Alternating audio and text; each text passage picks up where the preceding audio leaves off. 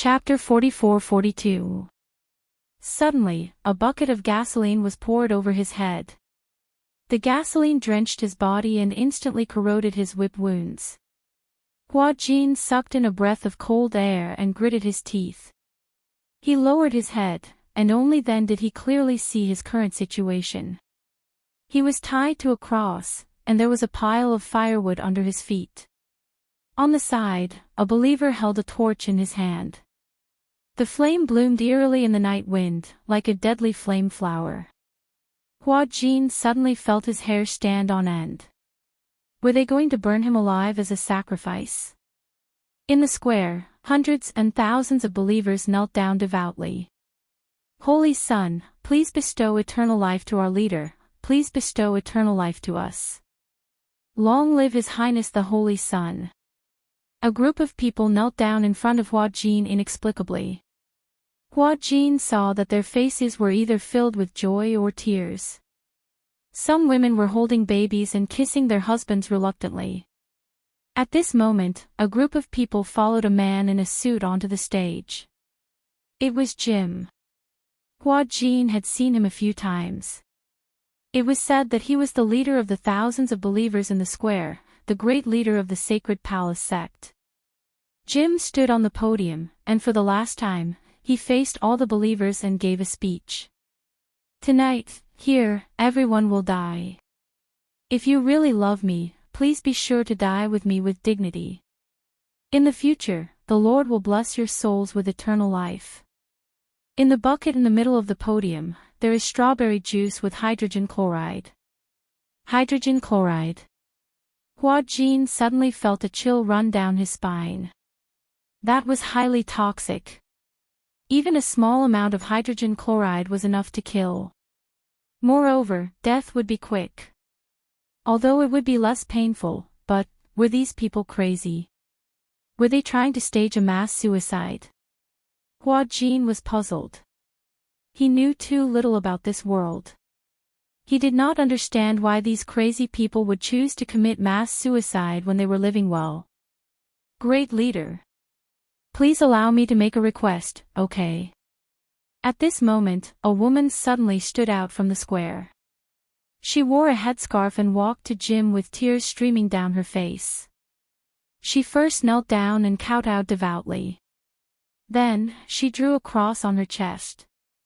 Sect Master, I have a child.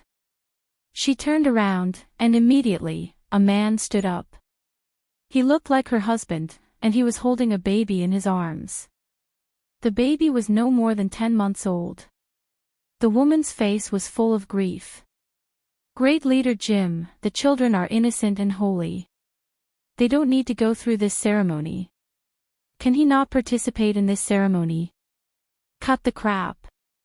Jim didn't say anything, but the bodyguard beside him cursed on the spot, how dare you disobey the sect leader's orders.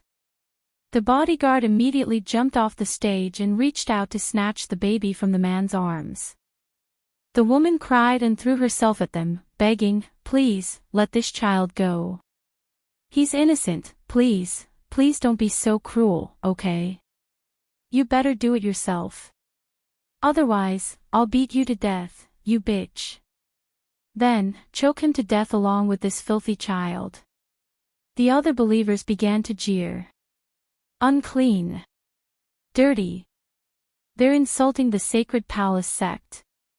Sect Master, please kill them. That child is unclean and will bring misfortune to the Sacred Palace sect. Kill them. Kill them. Chapter 44-43. Hua Jin's heart was filled with sorrow. How pitiful were these believers to believe in an evil cult to such an extent that they wouldn't even let off an innocent child. The child was still so young that he didn't even understand what was happening. His pair of helpless eyes kept looking around, frightened by the shrill screams of the people around him. These believers looked so contradictory. They were afraid of death, but they also looked forward to it. It was as if death would really bring them eternal life. It was as if their souls would be purified because of it. What exactly did this damned Sacred Palace sect brainwash them? You choose. The bodyguard's face was cold. "Do you want to kill this child, or we will behead you honorably?" The poor mother took the child from her husband's arms and looked at the pure and flawless face of the child in her arms. Even if she couldn't bear it, she had to endure the pain and make a decision. I choose to do it myself." "No!" Hua Jin suddenly shouted to stop her. Everyone turned to look at him. Under everyone's gaze, Hua Jin was at a loss. He pondered for a while and finally gathered his courage and said seriously, "Everyone, don't listen to the nonsense of this so-called leader. What sacred palace sect? He will only bring you misfortune." However, no one understood what he said. They couldn't understand Chinese. The saint has spoken. The believers once again kowtowed devoutly. A sense of powerlessness suddenly engulfed his whole body. Hua Jin could only watch helplessly as the mother let out her last sorrowful wail. Immediately after, she was forced to take a glass of strawberry juice from the bodyguard.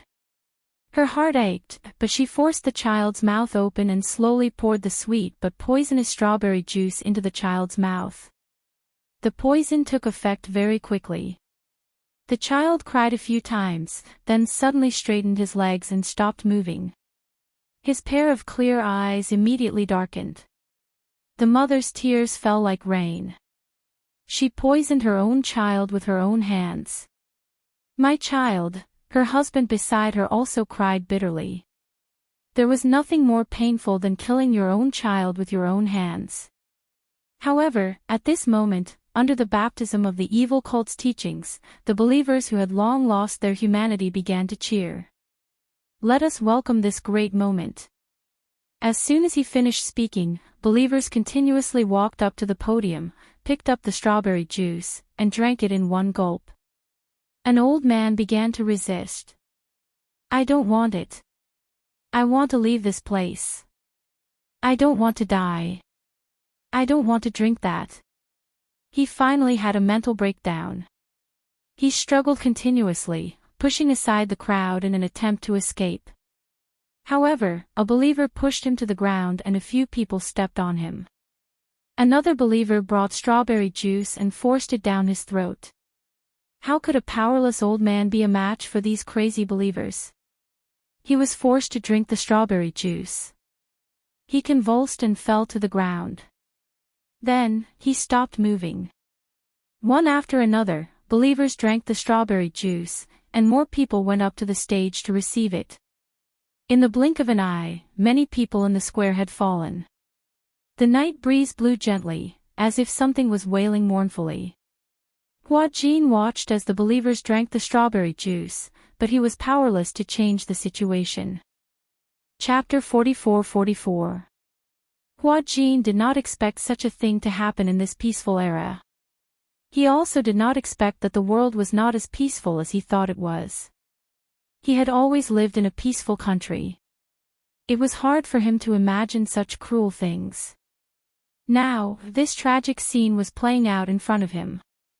Perhaps it was because the smell of gasoline on his body was too pungent, but he suddenly felt nauseous. Ugh, he wanted to vomit and felt extremely uncomfortable. He struggled for a while, but his hands were tightly bound and he couldn't move. A believer walked over with a torch. At the same time, the believers in the square became more and more enthusiastic. "Long live the Son of God! Long live the sacred shrine! Long live Lord Jim!" It was like the last carnival before death. Hua Jin did not know if it was the believers' sorrow or the world's sorrow. It was said that these believers became Jim's fans and supported the sacred shrine because they thought the sacred shrine gave them the last pure land. Most of these believers were refugees from warring countries. Some were even civilians from developed countries. Some of them were old people who had experienced world wars. Some of them were people who had experienced the global financial crisis and went bankrupt. The sacred shrine was founded to fight racial discrimination. Jim was enthusiastic about helping the poor, but he was rejected by some stubborn conservatives in the church. Therefore, Jim decided to build his own church, a sacred church that was truly free and equal. A church that even black people could enter. In the beginning, racial discrimination became more and more severe. Many black people worshipped him as Jesus Christ. He went door to door to collect donations and sold small animals. Finally, he raised enough money to build the church. They set up free cafeterias, day-care centers, clinics for the elderly, and other social services. However, later on, the sacred shrine became more and more different from traditional Christianity. Its teachings were gradually distorted. Later, Jim moved the core believers to Siena in East Africa. He promised the believers that it would be a tropical paradise without the evil of the outside world. Most of the core believers followed him to Siena. They were forced to work according to Jim's instructions. Everyone worked together to build the sacred shrine. All the believers lived in the sacred shrine isolated from the outside world. They were extremely poor. They had no private property, no personal life, and no space for thoughts. They were closely monitored by Jim's armed guards. Any believer who tried to ask for personal freedom, such as sex without Jim's permission, would be severely punished. If a believer was found to have apostasy, they would be tortured or even deprived of their life. They did not even know that the outside world was not the end of the world they imagined. Jim, on the other hand, lived a life without restrictions. He owned the fruits of the believer's labor. He lived in a luxurious room with all the modern facilities. He could have sex with any male or female believer. The believers were required unlimited worship, loyalty, and absolute obedience to Jim. Chapter 44-45. A pitiful person must have a detestable side. Ignorance was also a sin. Hua Jin's heart gradually sank into despair. He thought that Alice and Natalia should have been rescued. What he was about to face was probably death. At this moment, he suddenly envied those believers. After drinking the strawberry juice that contained hydrogen chloride, they died without much pain. What he was about to face was a raging fire. In the square, some people obediently drank the strawberry juice, while others resisted. However, in the end, those who resisted were shot to death, strangled to death, or injected with cyanide. Jim sat on the throne, trembling as he took out a pistol from the hidden lining of his suit and calmly loaded it. However, when he pressed the muzzle to his temple, his emotions suddenly became agitated. I will be immortal for all eternity. Everyone must follow me. He suddenly shouted, Mother! Mother! Burn the Holy Sun! Burn the Holy Sun! The screams became fiercer and fiercer. Hua Jin looked at the people holding torches getting closer and closer. His whole body trembled as he closed his eyes. However, in the next second, the roar of a car came from the end of the square. Immediately after, when the believer raised his hand and was about to throw the torch to the firewood at Hua Jin's feet, two thunderous gunshots echoed. One gunshot was Jim's suicide by swallowing a bullet. The other shot was fired from the end of the square. The bullet accurately pierced the believer's wrist. The torch fell to the ground and ignited the oil barrel at his feet. The fire immediately spread. The believer's body was instantly on fire. He screamed and panicked as he rushed to the crowd in the square. Ah, go away. This is the fire of sin. Go away. The square instantly went out of control. Hua Jin looked at this scene in a daze. He looked in the direction of the gunshots and saw an off-road vehicle breaking through the encirclement of the believers and speeding toward him. A soldier mounted a light machine gun on the sunroof of the car and fired at the armed forces that were swarming toward them. The car stopped below the stage. Gong Jia pushed open the car door and got out. With a single stride, he effortlessly stepped onto the stage and walked toward Hua Jin. At this moment, Hua Jin was already shocked speechless. Gong Jia. How are you? When Gong Jia saw the whip wounds all over his body, his eyes were burning with anger. Damn it. What did these people do to him? Did they use private punishment? What are you doing here? It's too dangerous here. If I didn't come, you would have died. But what? Shut up. Gong Jia had a murderous look on his face. His murderous aura was so strong that Hua Jin didn't dare to speak for a while. Gong Jia had just untied the ropes around his arms when Hua Jin caught sight of a believer walking toward Jim from the corner of his eye. At this moment, Jim had already fallen on his cult leader's throne and shot himself. Only his cold body was left. The believer took the gun from Jim's hand and reloaded it. Then, he aimed it in the direction of Hua Jin and Gong Jia.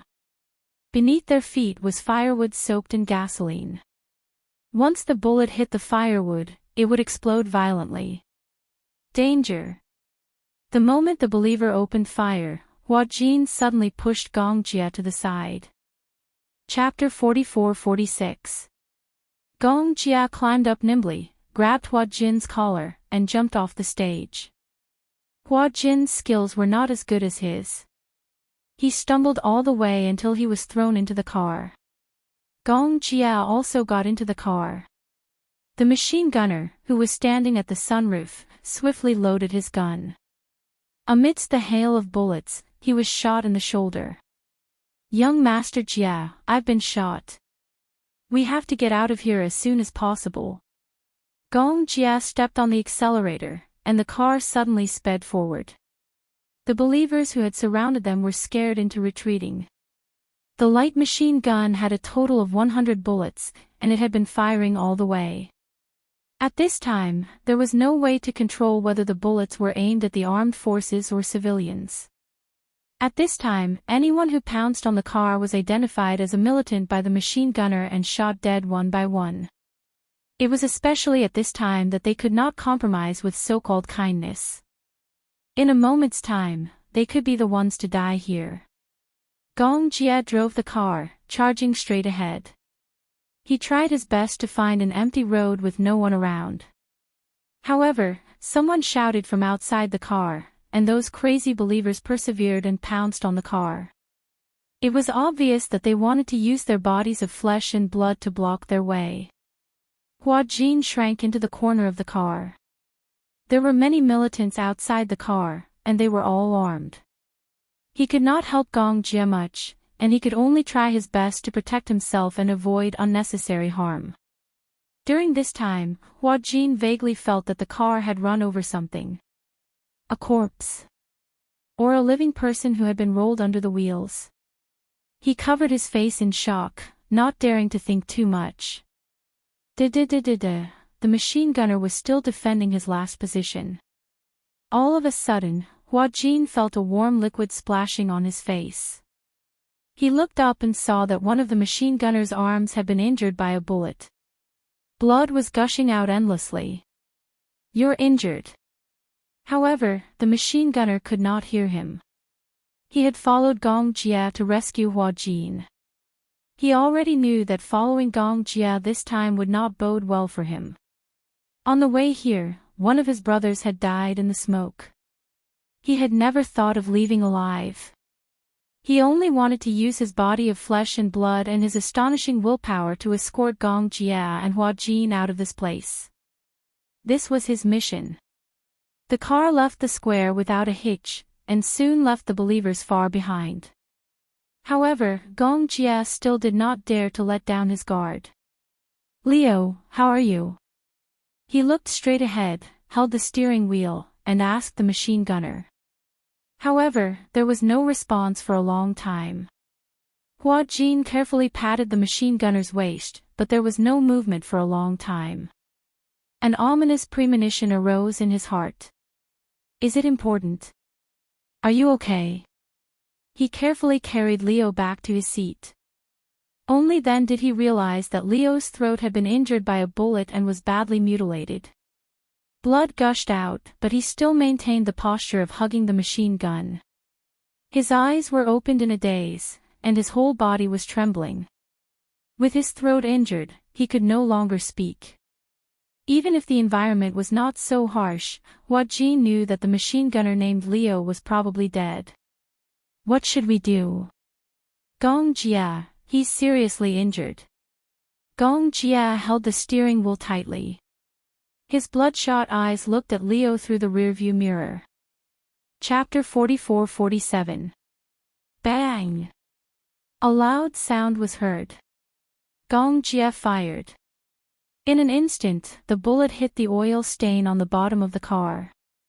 In an instant, flames spread all the way and surrounded the oil cylinder. The car exploded and flipped over. Let's go. We can't stay here for long. If the explosion alarms the nearby army, it won't be good if they rush over. Hua Jin said, how do we go? Where are we going? To the port. Most of the troops are waiting there. But first, let's find a place and let them send troops to pick us up. Okay. Hua Jin followed Gong Jia. He knew in his heart that most of East Africa had fallen into the smoke of war. Originally, it was only a small-scale battle. However, it had evolved to a larger and larger scale. The car rampaged all the way. Along the way, Hua Jin watched the car pass through the rain of bullets. It was hard to imagine that if they were a step later, they would be completely surrounded by the armed forces. At that time, the consequences would be unimaginable. What he didn't expect the most was, originally, he had completely given up in his heart. However, he didn't expect that Gong Jia would take such a big risk to rush over to rescue him. Was he not afraid of death? Knowing that the whole of East Africa was covered in the flames of war, he dared to drive a jeep into the divine temple. This time, thank you, Hua Jin still had lingering fear. He didn't hide his gratitude at all. Gong Jia turned around and glanced at him. What are you thanking me for? Thank you for rushing over to save me. Humph. Gong Jia became arrogant. Do you think I rushed over here to save you? What else? If it wasn't for sister repeatedly asking me to take care of you, I wouldn't have bothered. The grateful smile on Hua Jin's face gradually disappeared. This Gong Jia. He even said that he was touched. He was touched for a long time. He didn't expect that it was because of this reason. Besides, what are you thanking me for? If it wasn't for the grudge between Hurricane and the Divine Temple, you wouldn't have been implicated. Grudge? How could the Divine Temple have a grudge with Hurricane? Hua Jin took a few steps forward. What's going on? Surprisingly, Gong Jia was patient enough to tell him everything in detail. The Sacred Palace sect is at their wits' end. Originally, he had fled to East Africa to find a paradise that was conducive to the development of the church. He did not expect that a war would break out. Without enough food and armaments, they were like trapped beasts in East Africa. That's why he's doing everything he can to kidnap Hurricane as a hostage. He wants to use this hostage to threaten Hurricane.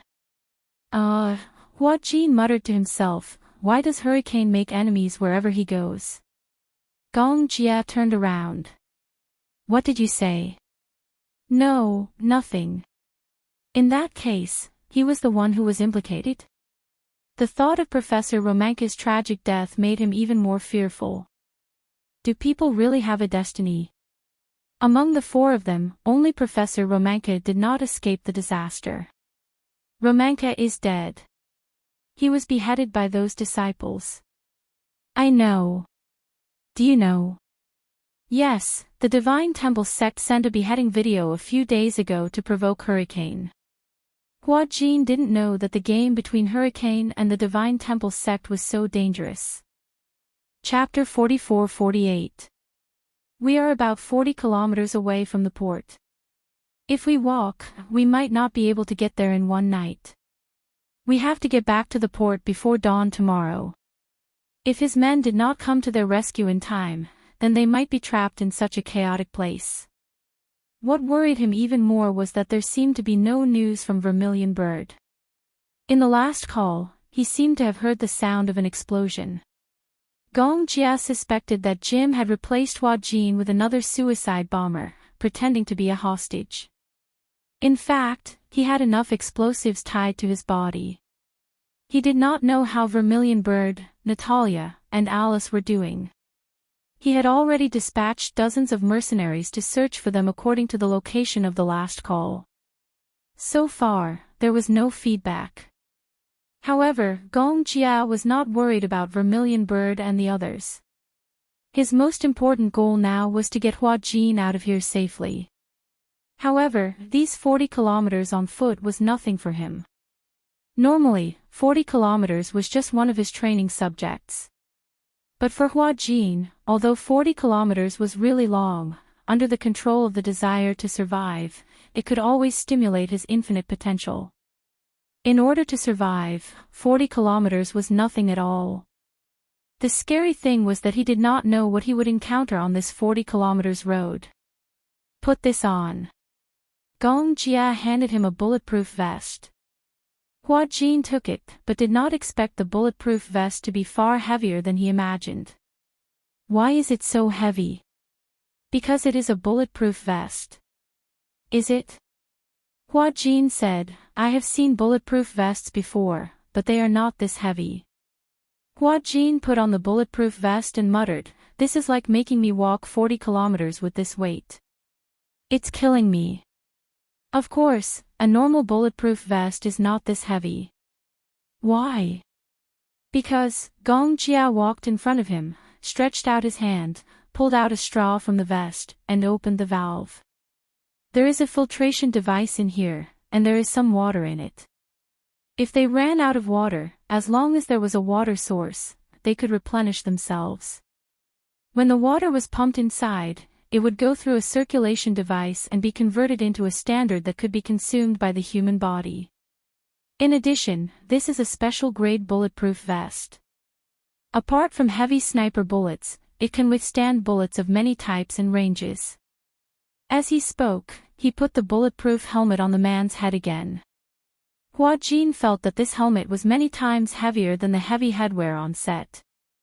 I feel like my whole body is heavy. He happened to be thirsty. Hua Jin took out a straw and greedily drank a few mouthfuls. Although it was filtered, the filtered water still had an inexplicable fishy smell. He frowned. Although it tasted bad, he still drank a few mouthfuls. He was too thirsty. It had been a few days since he drank such a refreshing mouthful of water. His lips were already extremely dry and cracked. Gong Jia looked at him and felt an inexplicable heartache. Oh. I think I drank so much, and there's not much left in there. There's no rush. I still have some in my clothes. Is this water enough for us to walk more than 40 kilometers? I don't know if there is any river in front. If there is, it won't be a problem to replenish it. The important thing is... Gulp. Chapter 44-49. Before he could finish his sentence, Gong Jia heard a wailing sound coming from Hua Jin's stomach. He looked at Hua Jin, and the latter suddenly became embarrassed. Hungry. Yes. You haven't eaten well these few days, right? Yes. Here. Gong Jia took out a bag of dry food from his backpack. Hua Jin took it, but he was a little hesitant. What about you? Do you still have dry food? No more. This is compressed dry food. It should be able to replenish as much energy as possible. Then if I eat it, what about you? Gong Jia played it down. We'll take it one step at a time. I can hold on for a while, but if you can't hold on, I'll carry you and both of us will be finished. As he said that, he added, let's see if we can hunt some living creatures at night. Living creatures? Yes, for example, wild rabbits and wild deer. Roast them. Oh, you know how to hunt. Yes, this is the basic survival skill of the wild. Hua Jin followed Gong Jia's footsteps. He quietly ate the dry food, but his heart felt warm. Although Gong Jia didn't seem to be a very meticulous person, the more dangerous the situation was, the more his concern was the greatest encouragement and comfort to Hua Jin. At the same time, there was an indescribable sense of security. Although he was in a predicament, with his brother around, he had a feeling that no matter how great the danger was, it was nothing compared to his brother's presence. At night, Gong Jia found a mountain with a natural cave. The weather at night gradually turned cold. The wind was strong, and the cave was very warm. Hua Jin carried some firewood. Gong Jia used the flint that he carried with him to light the firewood and started a fire. Stay here and warm yourself. Don't walk around. I'll be back soon. Where are you going? Gong Jia said, to find something to eat. After saying that, he left the cave. Hua Jin obediently guarded the fire. Wrapped in his military coat, he gradually fell asleep. She woke up in a daze, but to her surprise, Gong Jia had already returned. At the same time, he smelled blood. Hua Jin curiously stood up and walked over, but Gong Jia heard his movements. He's awake. Yes. Hua Jin walked to his side and saw that he had caught a small deer. Where did this deer come from? Gong Jia said, this deer broke away from the herd. I saw her at the bottom of a hill. She seemed to have broken her leg. Ah, so pitiful. Well, if it wasn't for me, it might have been eaten clean by the wolves. When Hua Jin heard this, he didn't know whether to laugh or cry. Even if you brought it back, wouldn't it be eaten clean by you? Being eaten by me is better than being eaten by wild wolves. Wild wolves might leave behind bones. If it was eaten by you, it might not even have a complete corpse. Gong Jia looked at him unhappily. You seem to like arguing with me. Ah. I'm bored anyway. Hua Jin sat down beside him.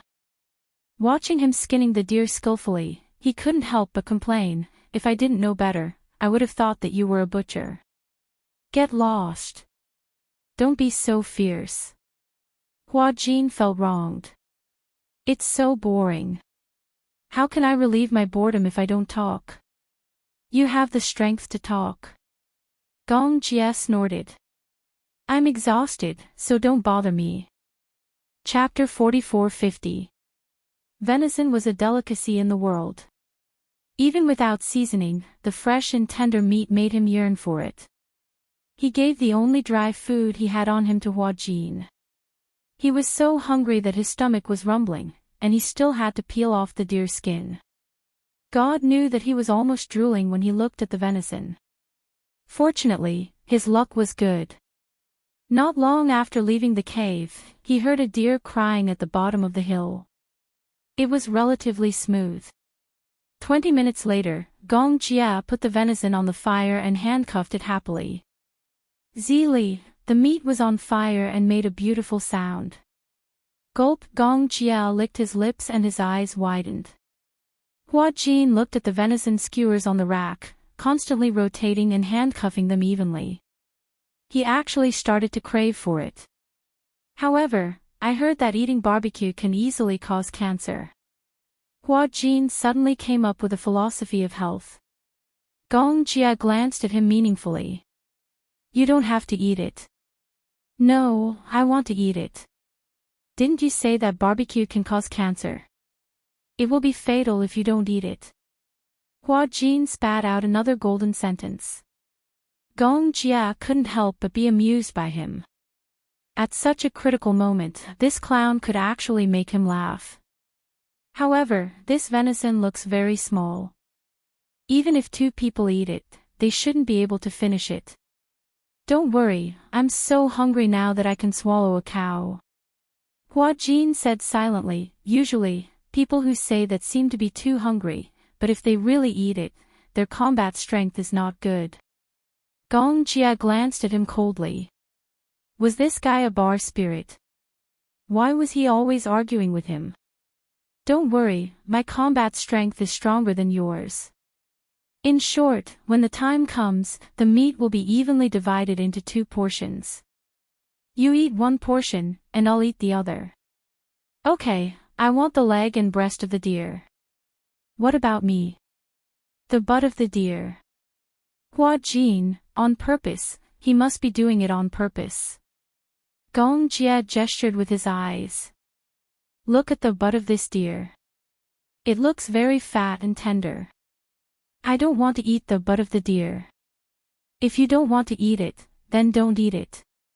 On what basis? Based on, this deer was brought back by me. Hua Jin was not convinced.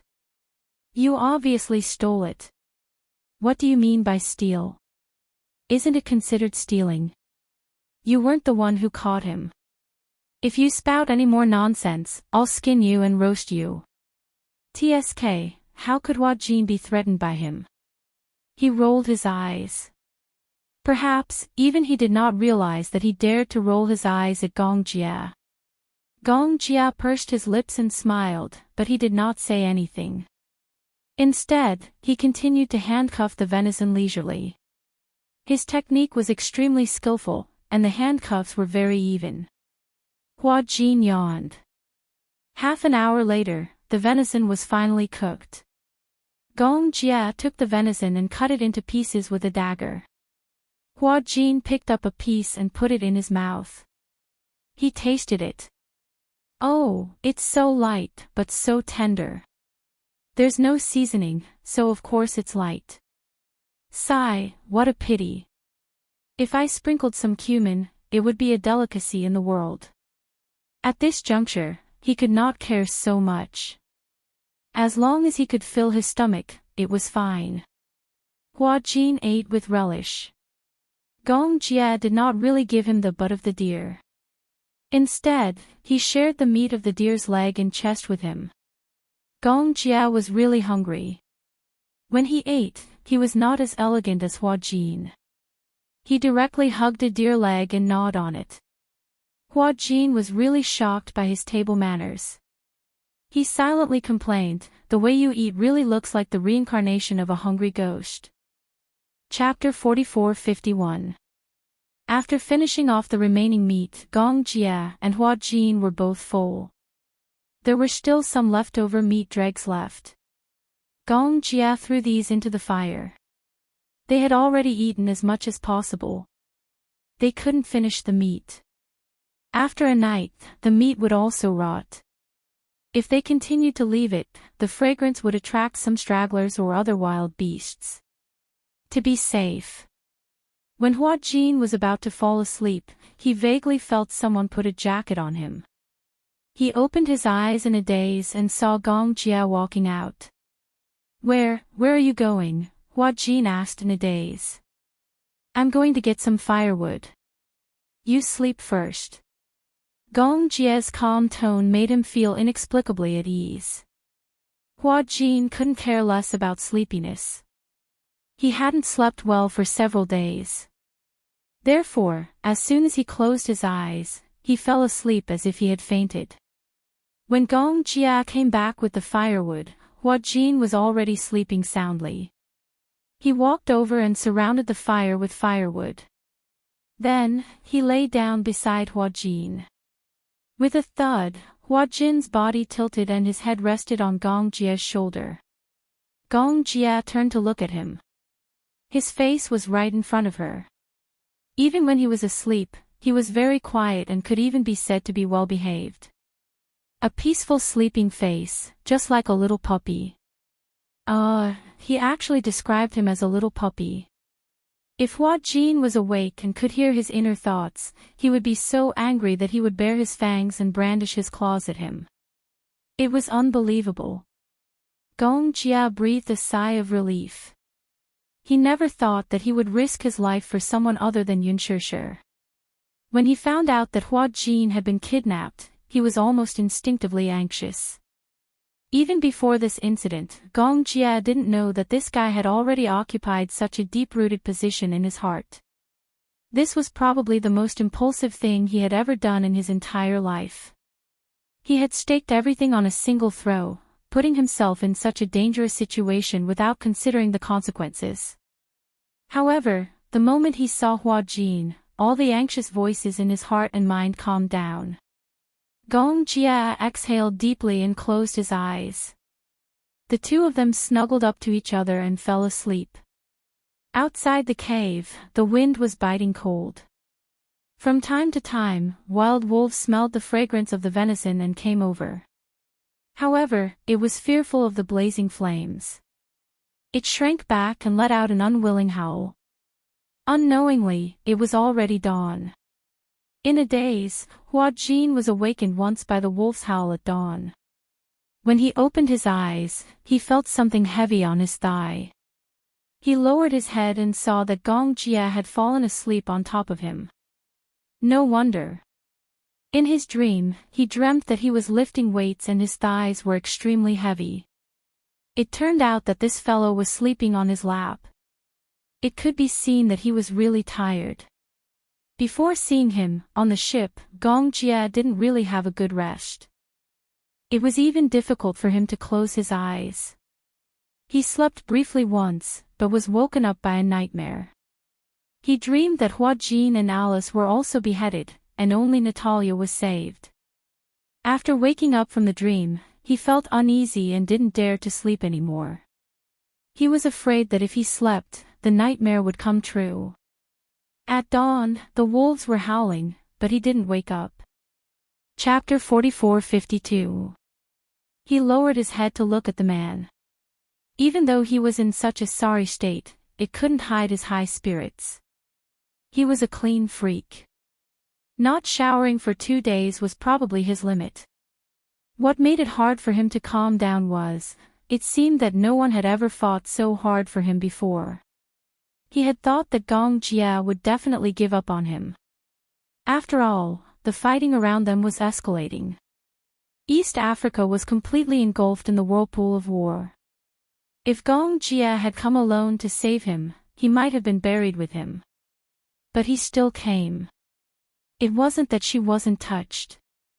Although the fuse of this incident was the dispute between the Hurricane Group and the Sacred Palace sect, he was also a victim, a fish in the moat that was implicated. But Gong Jia didn't have to save him. But he still came. This proud man had ended up in such a sorry state in order to save him. He was extremely shocked. Hua Jin carefully adjusted his position and protected Gong Jia's head. He closed his eyes and slept for a while. Vermilion Bird brought Alice and Natalia to the port. The car exploded. Although they had jumped out of the car in time, Alice was slightly injured because she was protecting Natalia. And because of the explosion at close range, Vermilion Bird's eardrum was perforated and bleeding. Luckily, Alice checked and found that it wasn't a big deal. The perforated eardrum wasn't serious. With proper treatment, it wouldn't affect her hearing. Vermilion Bird was proud of her eagle-like eyesight and excellent hearing. If her hearing was damaged, she would definitely feel depressed. The car was destroyed, and the supplies were gone. Luckily, Vermilion Bird still had some equipment on her. She hijacked a car halfway, passed through the rain of bullets, crossed the battlefield, and finally reached the port. Vermilion Bird got out of the car and boarded the ship with Natalia and Alice. However, she didn't see Gong Jia and Hua Jin. "Where's young Master Jia?" "He hasn't returned." "He hasn't returned." "Yeah, he went to save another hostage." "There's still no news." "No, he successfully rescued the hostages, but Renaud and Ben were sacrificed." "Renaud?" Vermilion Bird frowned when she heard this. Alice's heart sank when she heard this. Alice said, "Renaud will be officially retiring soon." "How could this happen?" "It's not hard to imagine." Red Sparrow said solemnly, "Now, many areas in East Africa have fallen. Renaud and Ben fought their way in and out. They must have suffered heavy losses. I heard that something happened last night. The people of the Divine Palace sect killed themselves." "What?" Vermilion Bird and Alice turned pale with fright. How could this be? Then, Natalia asked worriedly, where are the two of them? Have you left safely? According to the information I have, young Master Jia and Hua Jin have already left safely and are less than 40 kilometers away from the harbor. They are trying their best to get here. The war zone has fallen.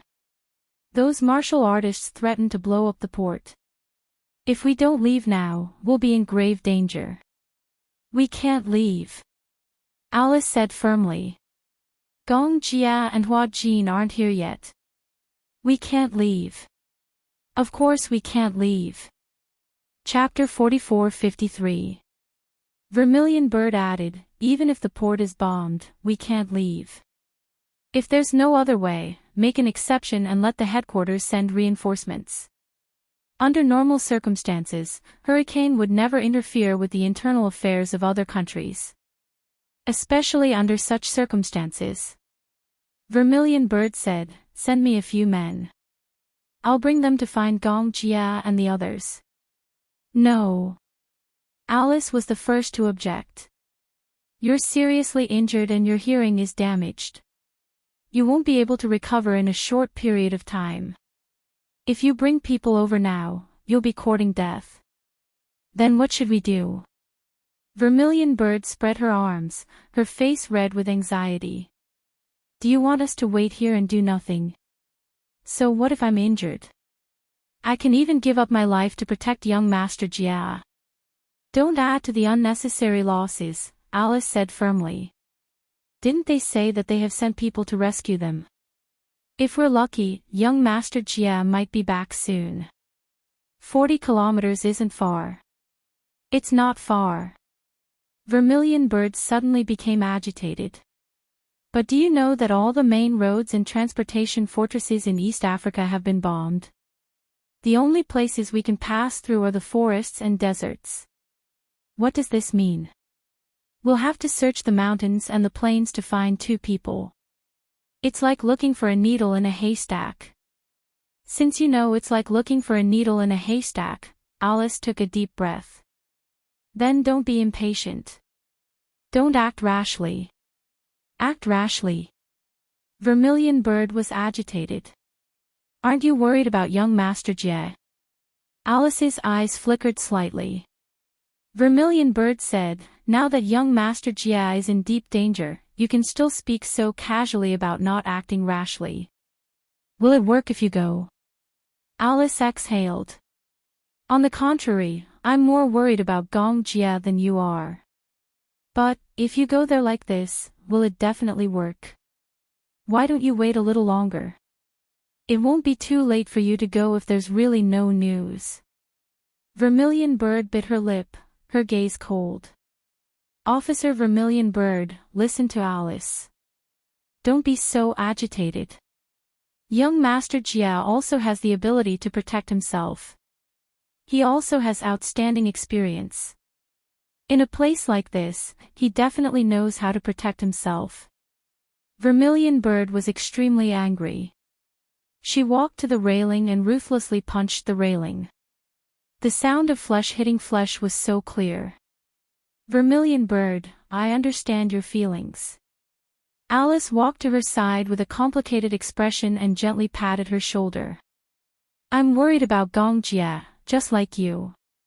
But look at how dangerous it was on our way here.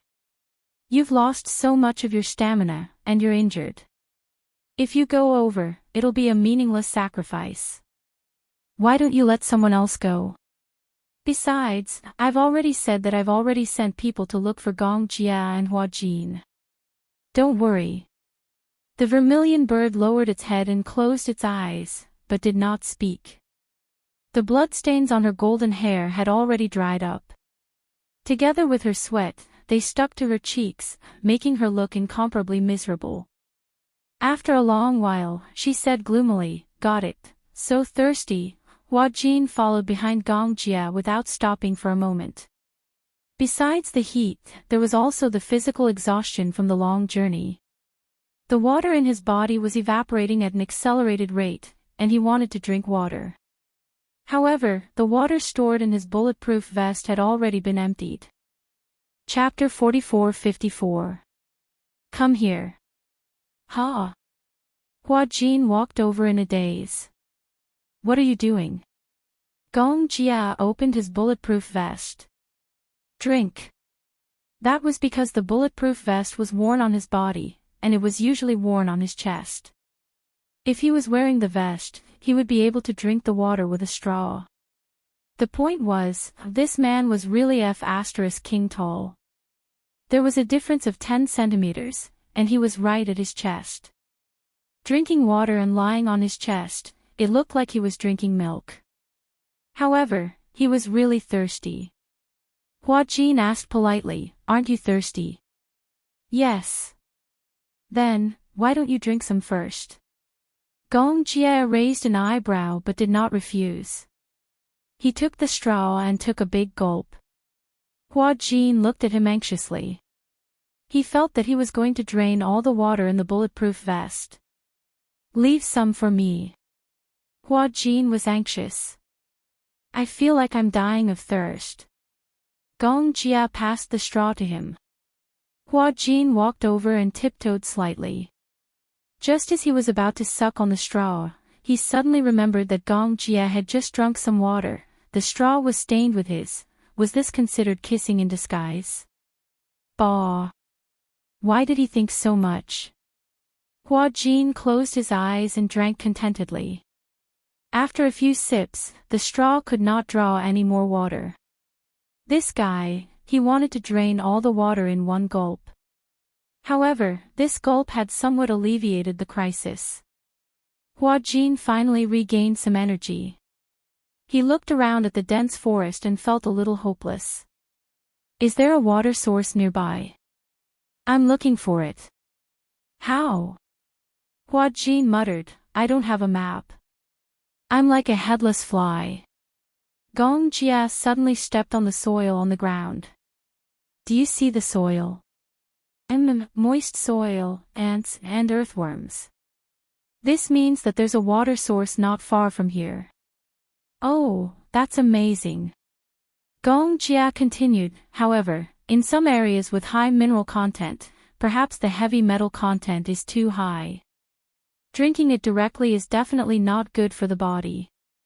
Therefore, although this kind of water can be drunk directly, it must be precipitated and purified before drinking it.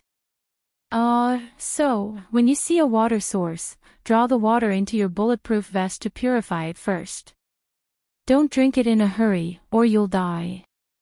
If you drink too much, you'll have diarrhea and become dehydrated. When it came to surviving in the wild, the worst thing was diarrhea, which would increase the loss of water content. The two of them walked one after the other. Sure enough, not long after, Hua Jin vaguely heard the sound of trickling water. I hear the sound of water. Hua Jin said excitedly, there should be water nearby. Yes. Hua Jin followed the direction of the sound of the water and walked in front. Gong Jia couldn't help but stop him. Slow down. What if you fall? Only then did Hua Jin slow down. After walking for a few dozen meters, they finally saw a small stream. Gong Jia walked down and first checked the water quality. It was actually drinkable. He cupped the stream water and took a sip. It was slightly sweet. Wow! It's delicious. It was even better than mineral water. Hua Jin directly buried his head in the water, opened his mouth wide, and drank to his heart's content. Gong Jia drank more elegantly. He cupped the water and drank it sip by sip. Even if he was at the end of his rope, he still maintained his elegant posture. Chapter 44-55. Hua Jin imitated his actions. He took out the water pipe and slowly pumped out the water. As more and more water was pumped out, Hua Jin gradually felt that the bulletproof vest was getting heavier and heavier. Wow! It's so heavy. Gong Jia said, later, be careful when you walk. Don't step on the trap. Along the way, Gong Jia found a few traps used to hunt rabbits and deer. They were probably set up here by the locals. However, this kind of trap was the most old-fashioned kind. Generally, the more advanced traps would catch the prey without causing too much damage. In this way, most of the prey caught would be alive and the meat would be fresh and tender. However, this kind of old-fashioned trap would have infinite strength once it caught something. It was extremely difficult to break free. The prey would die from excessive blood loss. When that happened, the blood would coagulate, and the freshness of the meat would be affected. Got it. Hua Jin filled the bulletproof vest with water and screwed on the valve. After replenishing their supplies, the two of them continued on their journey.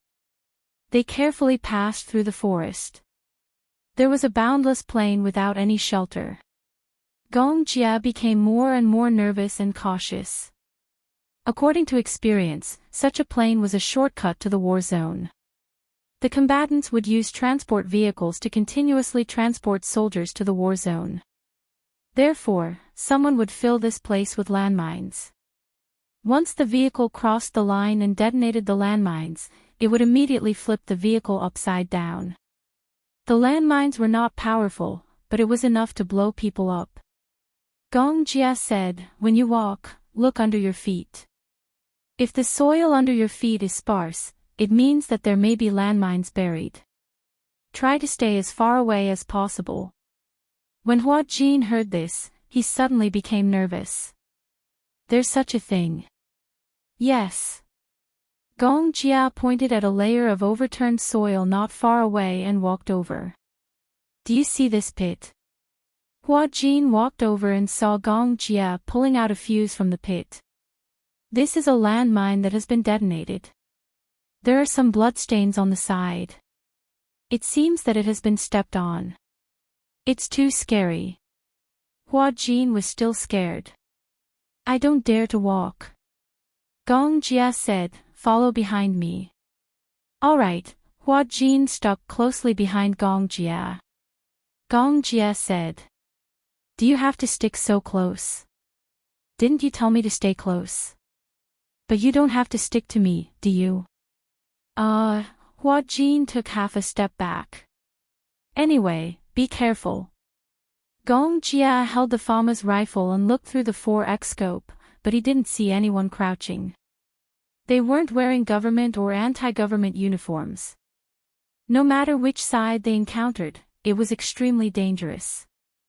It was fine that the war hadn't completely broken out. Once it fully erupts, it doesn't matter if you're an armed person or a civilian, as long as you're not in the same team, you'll be shot to death.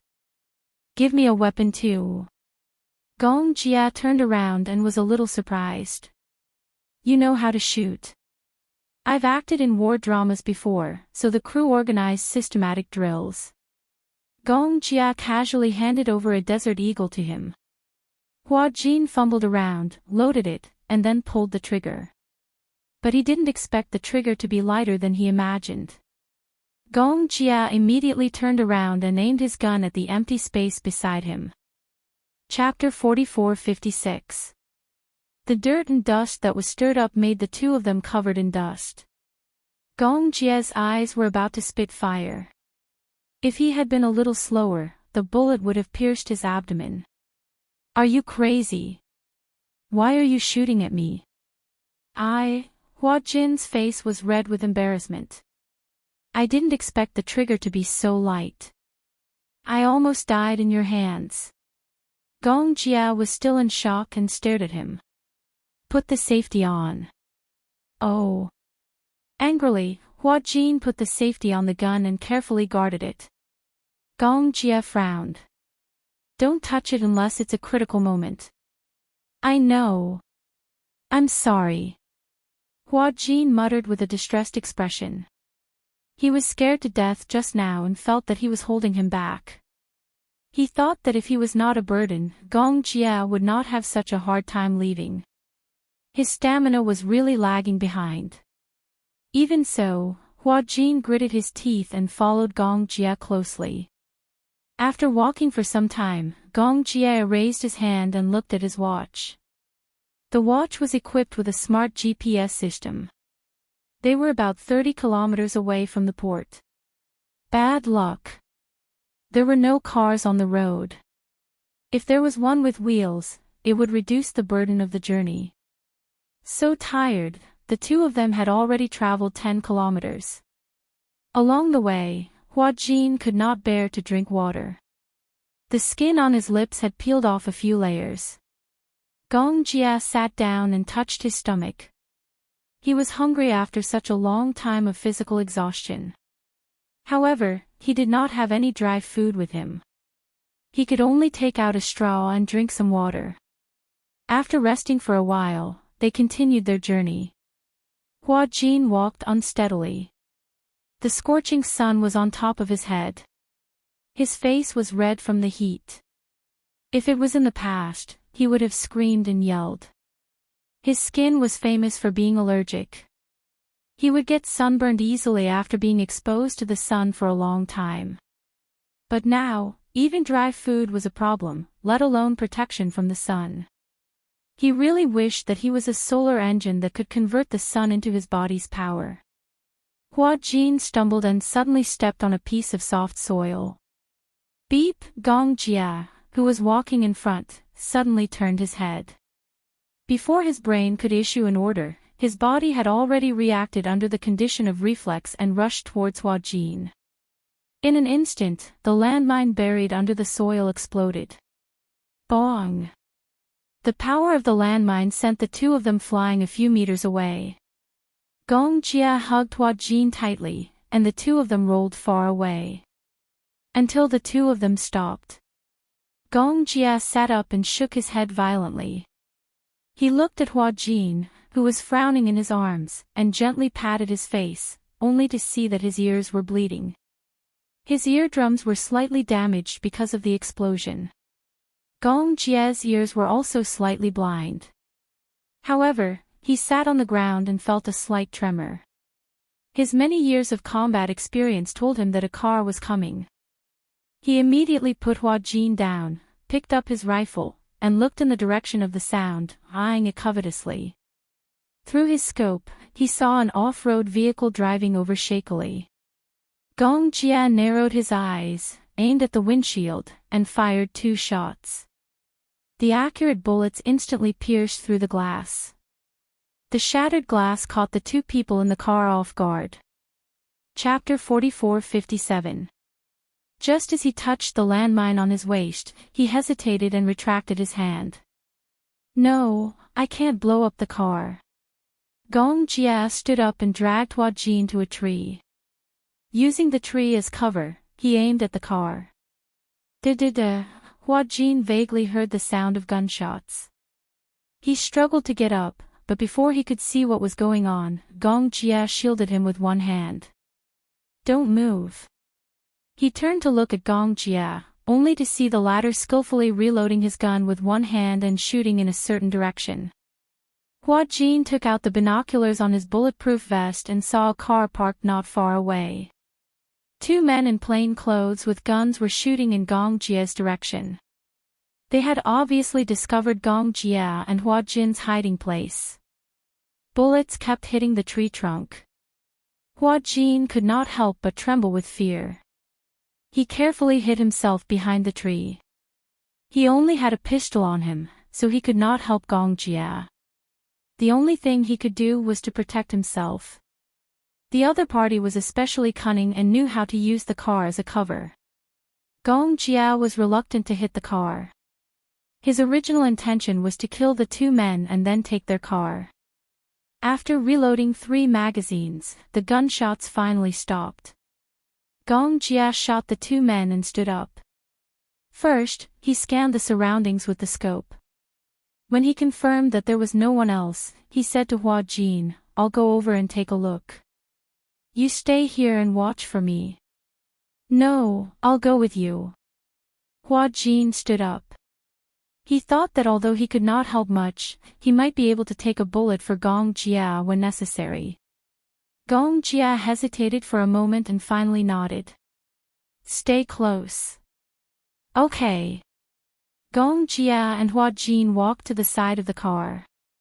There were 2 men lying on the ground. They had been shot in the shoulder and had lost consciousness. When the powerful bullet pierced their shoulders, it also caused a lot of damage to their brains. Or, at such a time, they could only pretend to be unconscious to escape death. However, Gong Jia would not give them such a chance. On the battlefield, there were too many people who pretended to be corpses and shot people in the back. He did not want to be ambushed for no reason. Gong Jia took out a Colt and fired 2 more shots at the 2 unconscious men on the ground. The 2 men's bodies twitched and their legs straightened. Get in the car. Okay. Hua Ji nimbly got into the car. Just as Gong Jia started the engine, he saw through the rearview mirror that someone had suddenly popped out from behind the car. It turned out that there was a person crawling under the car, using the car as cover. Hua Jin watched helplessly from the rearview mirror as the man whipped out a pistol. Be careful. Hua Jin immediately pressed Gong Jia's head and hid behind the seat. The bullets hit the central control panel. Gong Jia immediately knew that there was someone behind the car. He lowered his head, started the car, put it in reverse, stepped on the accelerator, and ran over the man. The man let out a scream and was knocked to the ground. Are you okay? Gong Jia controlled the steering wheel and put the car in gear again. I'm fine, why are you bleeding? Hua Jin touched his neck. When the bullet grazed his neck, he did not feel any pain. It was only when he touched the wound that he felt a burning pain.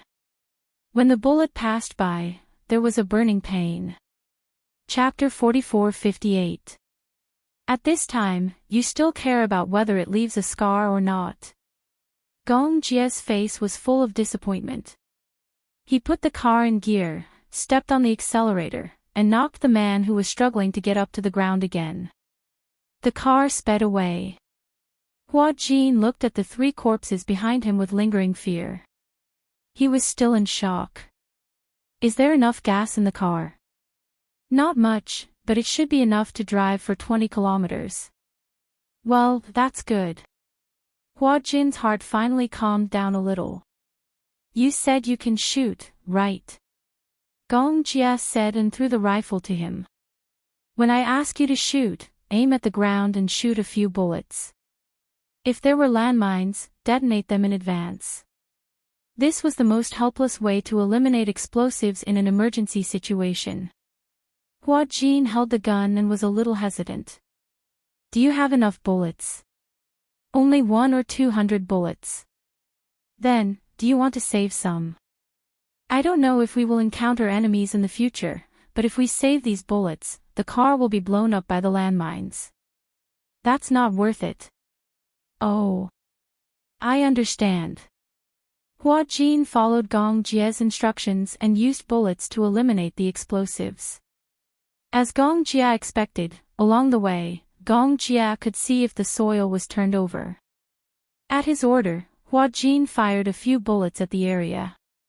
It worked every time. They really eliminated a few areas with landmines. Leaving the plain area, they unknowingly reached the seaside. Following the seaside road, they could smoothly reach the port. However, the road by the sea was devastated by the explosion. The car struggled to move on the road, and the speed had to be reduced to the slowest. Unknowingly, it was already evening.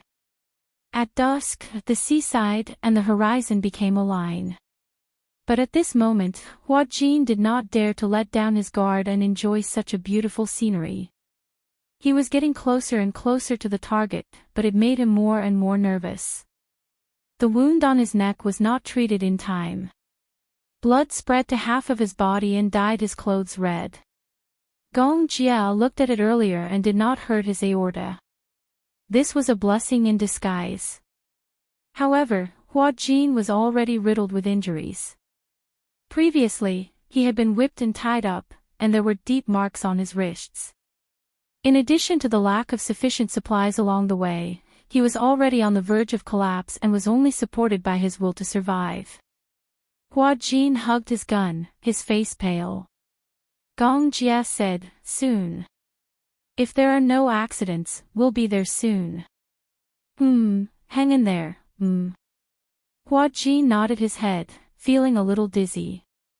His eardrums were already damaged, and the wind was so loud that it almost covered up the sound of Gong Jia. But he knew what Gong Jia was talking about. He was telling him to persevere. At the same time, the people sent by Vermilion Bird were also rushing towards Gong Jia to provide support. The two sides finally managed to rendezvous 5 kilometers away from the port. Vermilion Bird was also in the car. When she saw Gong Jia's car, she got out of the car excitedly. Great! Young Master Jia, are you all right? I'm fine. Gong Jia stopped the car. At this moment, Hua Jin was already slumped in his seat, delirious. He opened the car door and nimbly carried Hua Jin out of the car. At this moment, his body was unbelievably weak, and he probably could not walk. Vermilion Bird walked over and said, "Let me do it. I'll carry him into the car." Okay. Vermilion Bird walked over and was about to take Hua Jin from Gong Jia's arms when Hua Jin subconsciously clutched Gong Jia's bulletproof vest. Chapter 44-59. In a daze, he clutched his clothes tightly, unwilling to let go. Vermilion Bird's eyes flickered slightly. For some reason, she felt that Hua Jin's dependence on Gong Jia was unusual. Gong Jia smirked and shielded Hua Jin. He hugged him a little tighter and said to Vermilion Bird, "It's okay. I can carry him." Hua Jin wasn't heavy, and to him, he wasn't even worth mentioning. Now that he was so badly injured, he was worried that Vermilion Bird would be too rough and hurt him. Vermilion Bird nodded and didn't insist. "Are you okay?" "Yeah, I'm fine. Alice and Natalia have returned safely with some minor injuries." Natalia was obviously shocked. "I'm afraid that this incident has caused some psychological trauma." "Yeah, it's good that you're fine." Gong Jia, who was hugging Hua Jin, came back to his senses and took a look. Vermilion Bird said to him, "We have to leave this place as soon as possible. Young Master Jia, most of the East African nationals have been evacuated. The war is about to start. Let's leave this place as soon as possible." "Yeah." Gong Jia carried Hua Jin into the car. The car arrived at the port smoothly.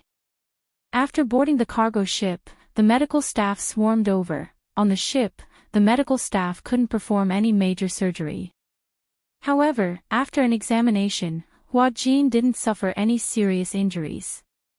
Some of the serious whip wounds had been carefully stitched up.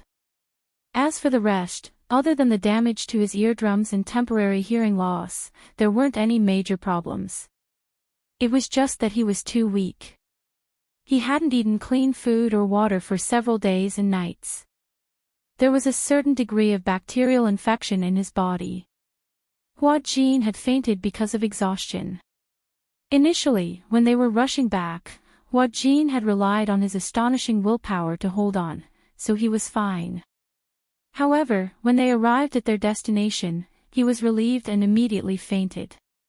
However, the wound was infected. On the ship, Hua Jin had a high fever. Fortunately, after an emergency infusion and treatment, although the fever was erratic, it didn't lead to pneumonia. During the 2 days they were on the boat, Gong Jia stayed close to them. Other than Natalia, Hua Jin was the one he was most worried about. It was very strange. This kind of feeling made him somewhat doubtful. Initially, he didn't think much of it, but now that he had calmed down, he felt that it was too risky to rush into the war zone for a single Hua Jin. He had never been an impulsive person. Especially since his safety was related to the interests of Hurricane. In the past, he had always acted cautiously. He would always think twice before doing anything. However, she had lost her rationality and judgment when it came to him.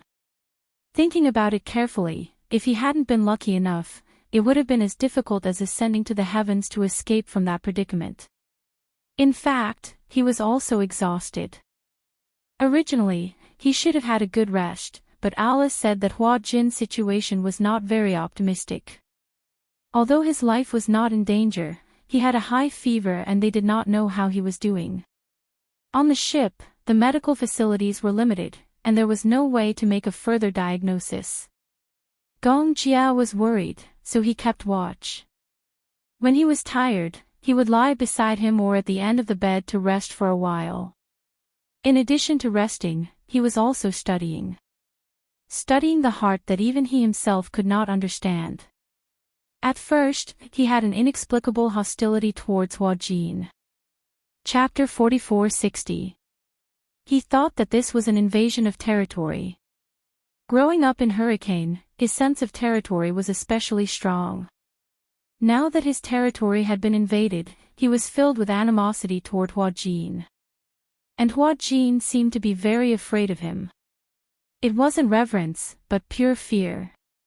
He seemed to be very afraid of him. Perhaps it was because of his identity, or perhaps it was because of the murderous aura on his body. Gradually, he found another kind of pleasure in Hua Jin. In fact, his attitude toward him had evolved to the point where he was no longer so resistant and repulsive. However, for some reason, when he saw Hua Jin, he strangely wanted to tease him. He liked to see Hua Jin standing in front of him, at a loss. He was careful, as if he was afraid of angering him. The kind of fear that made him want to curl up in a corner. Until later, he actually enjoyed this kind of teasing and never got tired of it. It was a kind of passion that he had never felt even when facing a woman. Alice had once asked him indirectly if he liked men. Men? How was that possible? He didn't like men, but in terms of relationships, because he was busy with work, he was a blank. It wasn't that he wasn't interested in women, it was just that his interest was weak. He was a man with a strong desire to conquer. Other than his career, no one else could arouse his urge to conquer. Hua Jin seemed to be an exception. He was happy to conquer him. When Hua Jin woke up, it was already 5 days later. When he opened his eyes, he found himself in a very large room. The curtains were fluttering, and fresh air kept drifting in through the window. He moved his fingers. Other than his fingers, the rest of his body seemed to have stiffened. His entire body was like a broken stone. His head was heavy, and his body was light. He had no idea how long he had been lying there. In fact, he had been lying there for 5 days and 5 nights, relying on the infusion to maintain himself. After lying there for a long time, his limbs were so stiff that he couldn't feel them. Hua Jin tried to sit up. Suddenly, a voice came from beside him. "You're awake." Ah, Hua Jin was so scared that he let out a short cry. He turned his head and saw Gong Jia sitting by the bed, looking at him with raised eyebrows. "You? Why are you here?" "I've been watching over you for 5 days, Gong Jia said with his legs crossed. "If you didn't wake up, I thought you were going to die. Is that how you talk to an injured person?" Hua Jin muttered, "Have I been lying down for 5 days?" "Yes, even when you were unconscious for 2 days and 7 days on the ship, I was already prepared for you to become a vegetable." Hua Jin didn't know whether to laugh or cry. "Wait a minute, you've been guarding me for 5 days. He could not help but express his doubt. The young master of the Gong family had actually waited for him for 5 days. "For 2 days on the boat, I've been guarding you for 7 days. Hua Jin was even more suspicious. Why couldn't he believe that Gong Jia had such patience? Gong Jia gave him a sidelong glance. "What's wrong?" "Nothing. I'm just hungry, I'll ask someone to prepare the meal." The Gong Jia rang a bell. Not long after, a servant came up with a nutritious meal. There was nutritious porridge, oatmeal, and some steamed vegetables. Most of them were still liquid food. This is so plain. If you eat something too stimulating, your stomach will collapse. In that case. All right. Hua Jin raised his trembling hand but realized that he couldn't even hold the spoon. He was exhausted. He looked at Gong Jia anxiously. Chapter 44:61. Oh. Gong Jia took the spoon away and pushed the bowl of porridge in front of him. Ah. Lick it. Lick? Have you ever seen a puppy lick water? Gong Jia held his chin elegantly. The porridge is not hot. It's okay to lick it. Hua Jin snorted and lowered his head, intending to lick and drink it. He was really hungry. When Gong Jia saw this, he immediately took the bowl away. Hua Jin was unhappy. What? Stop fooling around. I'm really hungry. Gong Jia held the bowl of porridge and stirred it with the spoon. Beg me, I'll feed you. Pervert. Hua Jin took a deep breath and smiled hypocritically. I beg you. I can't feel your sincerity. Boss. Hua Jin continued to show a charming smile. I beg you, feed me. Because of his charming smile, even Gong Jia couldn't help but fall into a trance. After being stunned for half a second, he pursed his thin lips and scooped a spoonful of porridge to his mouth. Hua Jin took a bite and let out an "aw." It's so sweet. The porridge was actually sweet. In the past, he was famous for being a salty person. He always thought that porridge was either tasteless or salty. This was the first time he tasted sweet porridge. It was as if coconut milk was mixed in. It was very delicious. It's delicious. Eat more if it's delicious. Hua Jin was touched. Since he was young, it seemed that there were very few people who served him porridge, especially a young master like Gong Jia. It was a rare opportunity to be served by him. It was an honor. I didn't expect sweet porridge to be so delicious.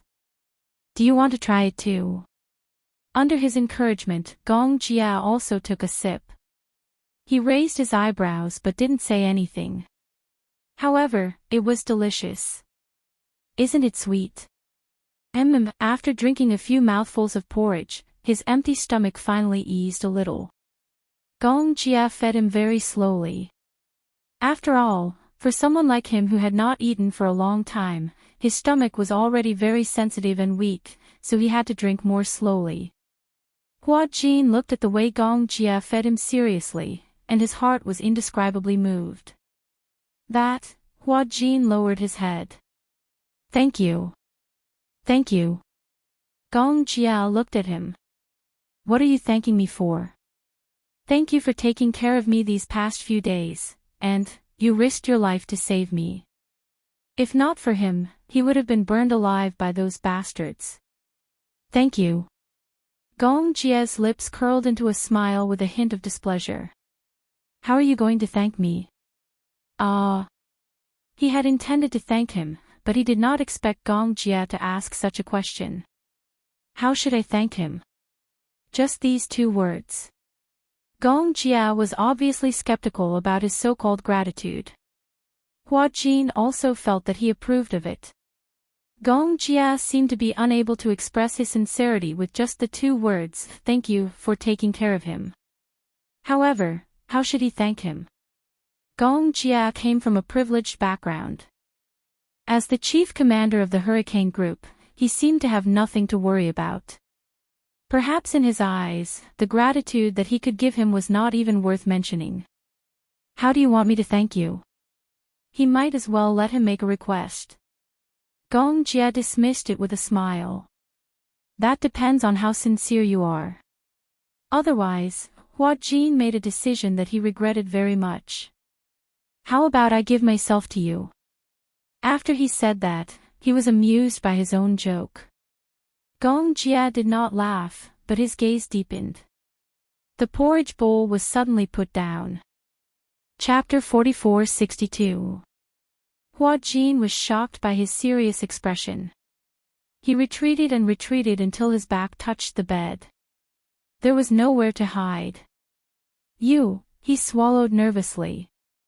This man couldn't have taken it seriously, right? Or was he just trying to scare him? This man seemed to really like to scare him and tease him. While his mind was in a mess, Gong Jia got closer and closer. In the blink of an eye, his handsome face was so close that he could not escape. Devote yourself to me. Gong Jia suddenly snorted. His breath, which was like orchids, attacked his face and lips unscrupulously, making his heart beat faster. Hua Jin's breathing was about to stop. Gong Jia, that's what you said. Gong Jia's voice became hoarse and deep, but it was extremely sexy. When he said this, his Adam's apple moved clearly, as if he was prepared for something. Hua Jin did not know why, but his whole brain was pulled into a mess. In the next second, Gong Jia lowered his head. His thin lips were slightly opened and gently but tremblingly covered his lips. His lips were inexplicably cold. However, when his thin lips were slightly opened, the temperature between his lips and teeth was like magma, almost melting his lips. He kissed him. Such a realization subverted all of Hua Jin's willpower. He wanted to struggle, but his hand, which had been in a coma for 7 days, did not have the strength to lift it, let alone resist his invasion. This way, Gong Jia could casually taste him. There was still a little sweet porridge left on his lips. He kissed the small and cute rice together. The sweetness in his mouth, he did not know if it came from the remnants of the sweet porridge or from the taste between his lips and teeth. Gong Jia. Hua Jin called out his name in a daze. Gong Jia, however, turned a deaf ear. When he kissed him, perhaps only then did he realize that he had been planning this for a long time. Hua Jin could not tell if the man was being serious or just teasing him with the kiss that he had been planning for a long time. Ugh, Hua Jin couldn't hold on any longer and slipped onto the bed. Gong Jia bent down and took advantage of the favorable position to go deeper and deeper. Kissing him felt so sweet. At first, he was only testing the waters by lingering on his lips. Slowly, he became dissatisfied and gently pried open his teeth. Ugh, the sweet and fragrant breath overflowed from between her lips and teeth. He tasted it to his heart's content, as if he was tasting a cup of thick tea or a fragrant dessert. Gong Jia pinched his face, but he didn't want to hurt him, so he loosened his grip. Just as Hua Jin was out of breath, he finally let go of him. At this time, Hua Jin was already fiercely stunned, and his entire body was stiff to the point he was unable to move. Yes, it's very sweet. Gong Jia looked into his eyes and smiled. It's sweeter than porridge. Hua Jin's face lit up at the mention of these words. He blushed, and his face looked like it was on fire. He had too many questions to ask, but there were too many uneasiness that he had nowhere to ask. Gong Jia straightened up and saw that Hua Jin was motionless. He knew that his sudden kiss seemed to have frightened him quite a bit. A joke, as if it was too big. Hua Jin's mind was in a mess. The most chaotic thing was that his body and his instincts didn't seem to have much resistance to Gong Jia. What was wrong with him? What was going on? Chapter 44-63. Hua Jin asked in a daze, why? At this moment, only these 3 words could show his chaotic state of mind. What was this Gong Jia doing? Was he teasing him? Otherwise, why did he kiss him? However, if he was teasing her, why did she sense the complicated feelings in his kiss? After acting for so many years, he could feel whether there was any emotion in a kiss or a look. Gong Jia's kiss made his heart, which was already in a mess, even more chaotic. Gong Jia suddenly smiled. Why? What do you mean why? Why did you kiss me? Let's be together. Gong Jia also said something that undoubtedly messed up Hua Jin's state of mind even more. Perhaps, if it were not for this accident and the fact that they had not survived a disaster together, Gong Jia would not have been able to understand his state of mind. But since he had kissed him, it meant that he had already seen through his own heart. Since he had seen through it, given Gong Jie's straightforward and domineering character, he would openly express his feelings.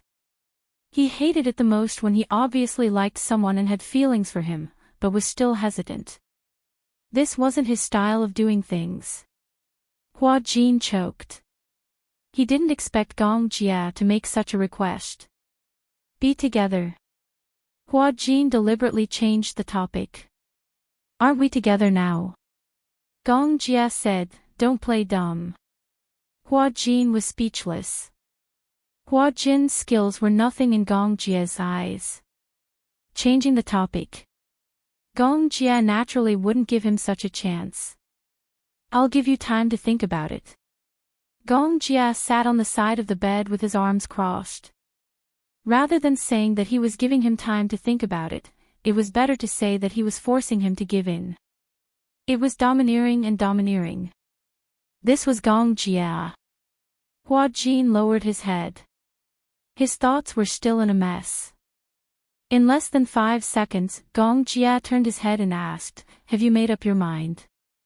It hadn't even been 5 seconds. He only asked if she had made up her mind. Didn't you say you would give me time to think about it? Gong Jia raised his wrist and looked at his watch. It's been half a minute. You call this giving me time to consider? What else? How long do you want? Gong Jia raised his eyebrows. It's just a few words. How long do you need to think about it? 1 day. 1 month. A year. If you agree, it's good. If you don't, it's bad. Hua Jin asked curiously, what if I agree? Then let's be together. What if I don't agree? You can't escape. Can't escape. Hua Jin complained, am I prey? We'll be together sooner or later. Hua Jin finally broke down. Then why did you ask me to consider it? We're going to be together sooner or later anyway. When Gong Jia heard that, he smiled and gently put his arm around the back of his neck. You're quite self-aware.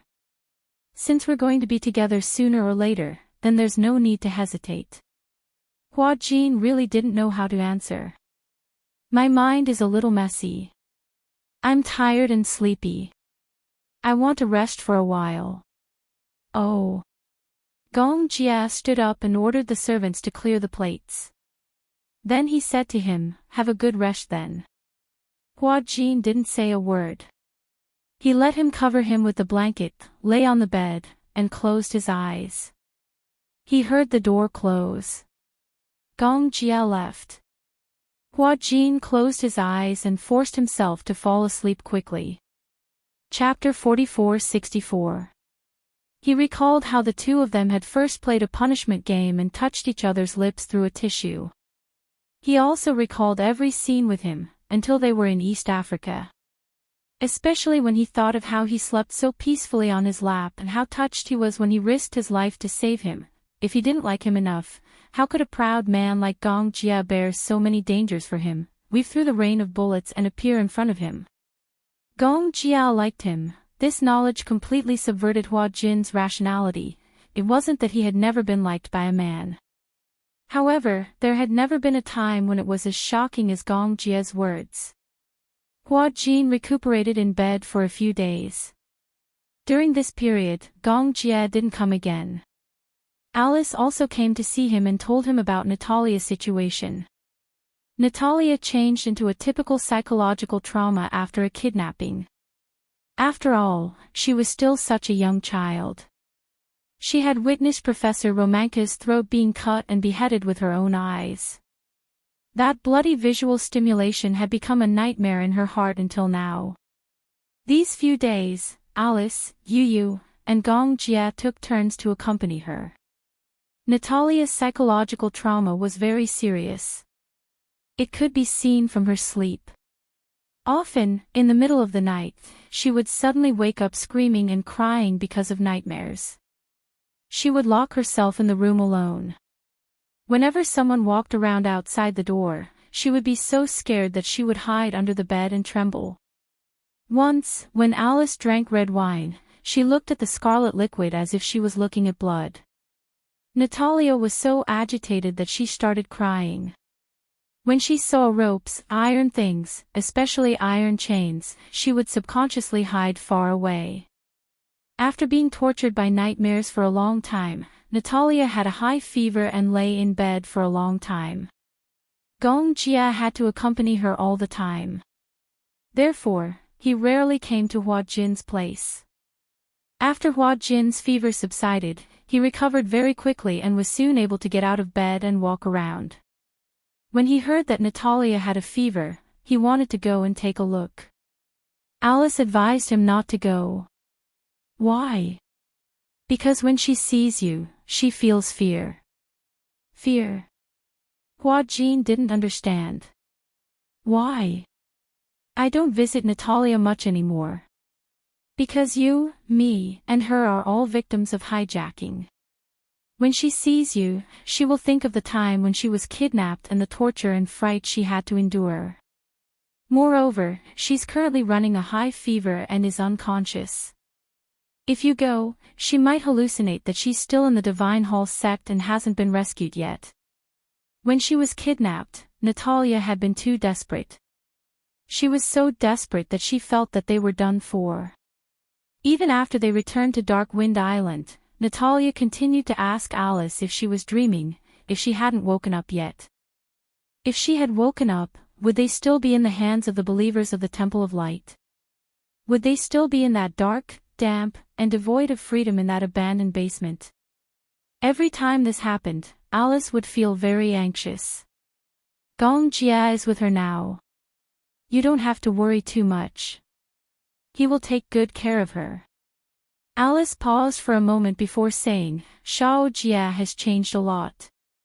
He actually knows how to take care of people. When Hua Jin heard the name Gong Jia, his eyes flashed slightly. Chapter 44-65. Alice was an astute person. When she saw Hua Jin's strange expression, she quickly detected it. What's wrong? Why did your expression change when Gong Jia was mentioned? Hua Jin touched his face. Did I? Yes. Could it be that Gong Jia had mentioned that matter to her? Hua Jin asked indirectly, did Gong Jia say anything to you? Oh. Alice's interest was piqued. Do you think he would say anything to me? Hua Jin's expression suddenly became uneasy. How could he have forgotten that Alice was a psychologist? She was the best at reading a person's mind. He felt like he was completely naked in front of her. Even his body was transparent. Whatever he was thinking in his heart was completely seen through by her. Hua Jin, you've become very strange. Could it be that there's a secret between you and Shao Jie? No. Hua Jin suddenly denied agitatedly. However, the more agitated he was, the more suspicious Alice found him. Yu suddenly walked over with a drink and sat down beside Hua Jin. Uncle Hua Jin, are you feeling better? Much better, Yu. Yu suddenly looked at him as if she had seen a ghost. Hua Jin felt even worse. What's wrong? Is there something strange on my face? No. It's just, why is your face so red? Hua Jin was speechless. Alice muttered, if there's something on your mind, just say it. You can't hide your thoughts at all. Everything is written on your face. Something must have happened between you and Shao Jia. Otherwise, you wouldn't be like this. I think Shao Jia has been acting strange recently. Yu looked at Hua Jin and then at Alice. She lowered her head and obediently sucked on the cola through the straw. Hua Jin finally couldn't take it anymore. He finished the red wine in his glass in one gulp and looked at Alice with a flushed face. Alice held the wine glass. She was so frightened by his serious expression that she didn't dare to move. Let me ask you. Please go ahead. Gong Jia, his sexual orientation, pft. Yu couldn't hold it in and spat it all over his face. Hua Jin closed his eyes from the spray, and his face was covered in coke. Fortunately, he had a good temper, but the boy still got up and hurriedly wiped him with a handkerchief. Sorry, I couldn't help it. Alice held back her laughter and asked patiently, why are you asking this? Gong Jie's sexual orientation. What's the matter? Yu was also curious. Don't tell me. Uncle confessed to you. Hua Jin was speechless. Seeing Hua Jin's face getting redder and redder, Yu was glad that she didn't have cola in her mouth. Otherwise, she would have spat it all over Hua Jin's face. Ha ha ha ha. Alice couldn't hold it in anymore. She slapped the table and laughed. So that's the problem. Hua Jin, tell me, did Gong Jie confess to you? Facing Alice and Yu's big curious eyes, Hua Jin wanted to vomit blood. What kind of exciting thing is this? He really confessed. Alice and Yu clapped excitedly, ignoring Hua Jin's darkened face. Hua Jin almost roared out loud. What was this worth clapping about? You don't understand. Alice smiled in relief. There was another reason why she and Yu were so excited. Alice, on the other hand, liked Gong Jie. This was something that everyone in Hurricane City had a tacit understanding about. Chapter 44-66. However, if the person Gong Jie liked was a man, she would feel much better. So, Gong Jie liked Hua Jin. Why did she feel so happy? On the other hand, Yu was happy that her uncle's marriage was finally settled. Plus, everyone could see Gong Jie's feelings for Hua Jin. Although it was hazy, it was still a psychological foundation. Shao Jie is really special to you. Alice said, no matter who it is, other than Yun Shishir, Yu, and Shao Yichen, Natalia, I really can't think of anyone he would work so hard for. Hua Jin blushed even more. Is that so? Wow, your face is even redder, Yu teased. If I didn't know better, I would have thought that you had blusher on. Hua Jin couldn't help but want to punch him. Alice said to Hua Jin, what about you? What do you think of Gong Jie? Thoughts? What thoughts? Nothing much, Yu nudged Hua Jin's arm and started to praise her uncle. What's wrong with my uncle? He's rich, powerful, and handsome. The girls who are chasing after him would line up from here to Siberia. You should be happy that such a man has taken a liking to you. Hua Jin gritted his teeth. I'm not a girl. Actually, your problem is very simple. Alice showed the demeanor of a relationship guru. She raised a finger as if she was going to point out everything. Feeling nervous all of a sudden, he gulped and asked seriously, what's the problem? Between men, it's just a matter of who's at the top and who's at the bottom. Hua Jin's mind was in a mess. He had thought that Alice would give some sort of constructive speech. But in the end, it was this. Yu was confused. What do you mean by who's on top and who's on the bottom? Why can't I understand? Hua Jin covered his mouth with an ashen face. Don't ask such questions. This Alice. Yu was still around. Was she trying to lead Yu astray? Alice said, Hua Jin, don't struggle anymore. Just give in to Shao Jie. Yes. Yu nodded solemnly. Let's do as uncle says. Follow your sister. Hua Jin gulped down a mouthful of red wine in a fit of anger. Two pig teammates. You've just recovered. Don't drink too much. Alice suddenly looked at him with a pitiful expression. I think the reason why you're so worried is because of a sense of powerlessness. What sense of powerlessness? That is, Alice's gaze became even more sympathetic. When you're with Shao Jie, he's obviously on top. You can only be on the bottom. On top. On the bottom. She suddenly blurted out a few unfamiliar terms. Yu was curious. What do you mean? What's on top and bottom? Hua Jin couldn't take it anymore and covered his mouth again. Don't ask such questions. With that, Hua Jin gulped down another mouthful of red wine. Alice and Yu looked at each other, then their gazes fell on Hua Jin. At night, Gong Jia went back to his room after coaxing Natalia to sleep. However, just as he reached the door of the room, he saw a figure leaning against the wall. When he got closer, he saw that the figure was Hua Jin. Gong Jia's lips stiffened. What are you doing here? Hua Jin turned around unsteadily. When he heard the voice, he straightened his body with difficulty. It's you. Chapter 44-67. Why are you here? Hua Jin pointed at him, turned around, and knocked on the door. This is my room. It was obvious that this guy was drunk. Gong Jia cast a sidelong glance at him and raised an eyebrow. Drunk? Drunk?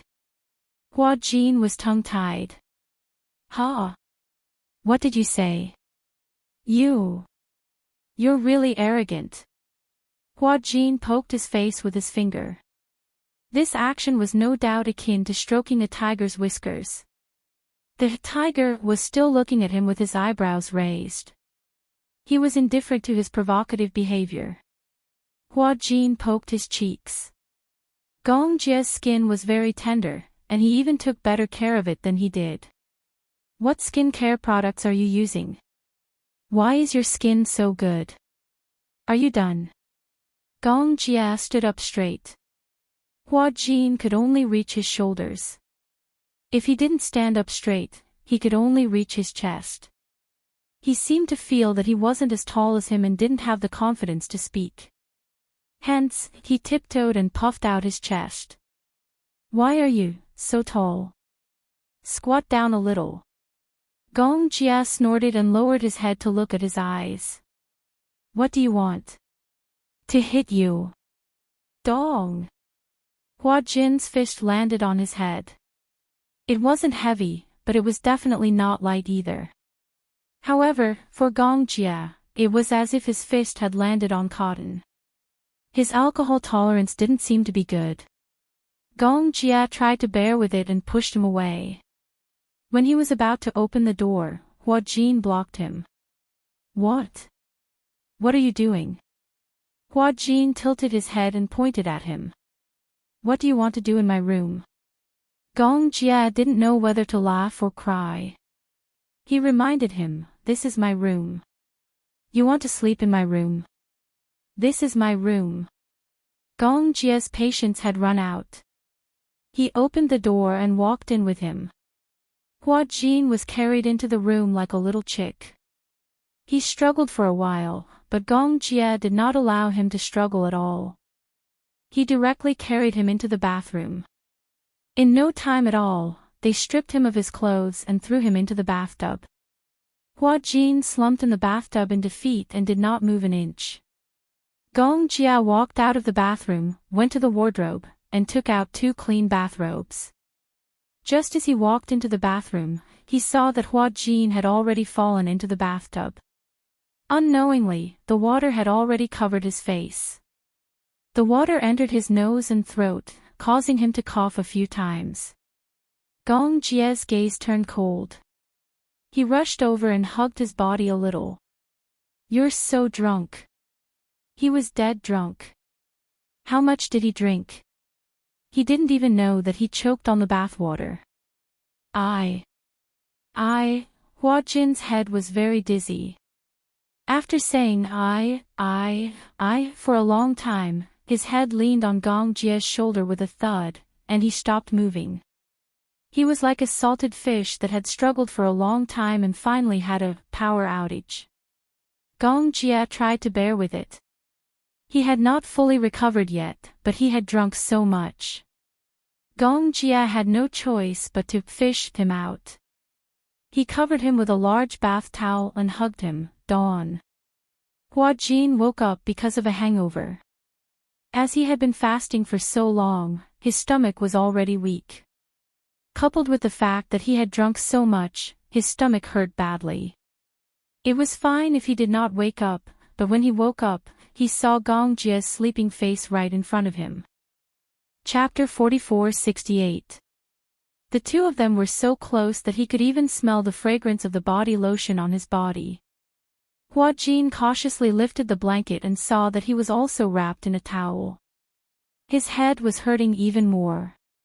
He seemed to have gotten drunk last night. He was so drunk that he could only remember walking along the corridor unsteadily. He couldn't recognize where his room was. The castle was too big. He was like a lonely soul wandering around. However, he couldn't remember what happened after that. Why was he in Gong Jia's room and on his bed? The scariest thing was that both of them were only wrapped in a towel. What happened after that? Could it be? Hua Jin was so scared that he burped. The smell of alcohol from his breath hit Gong Jia's face. Gong Jia was awakened by the smell of alcohol.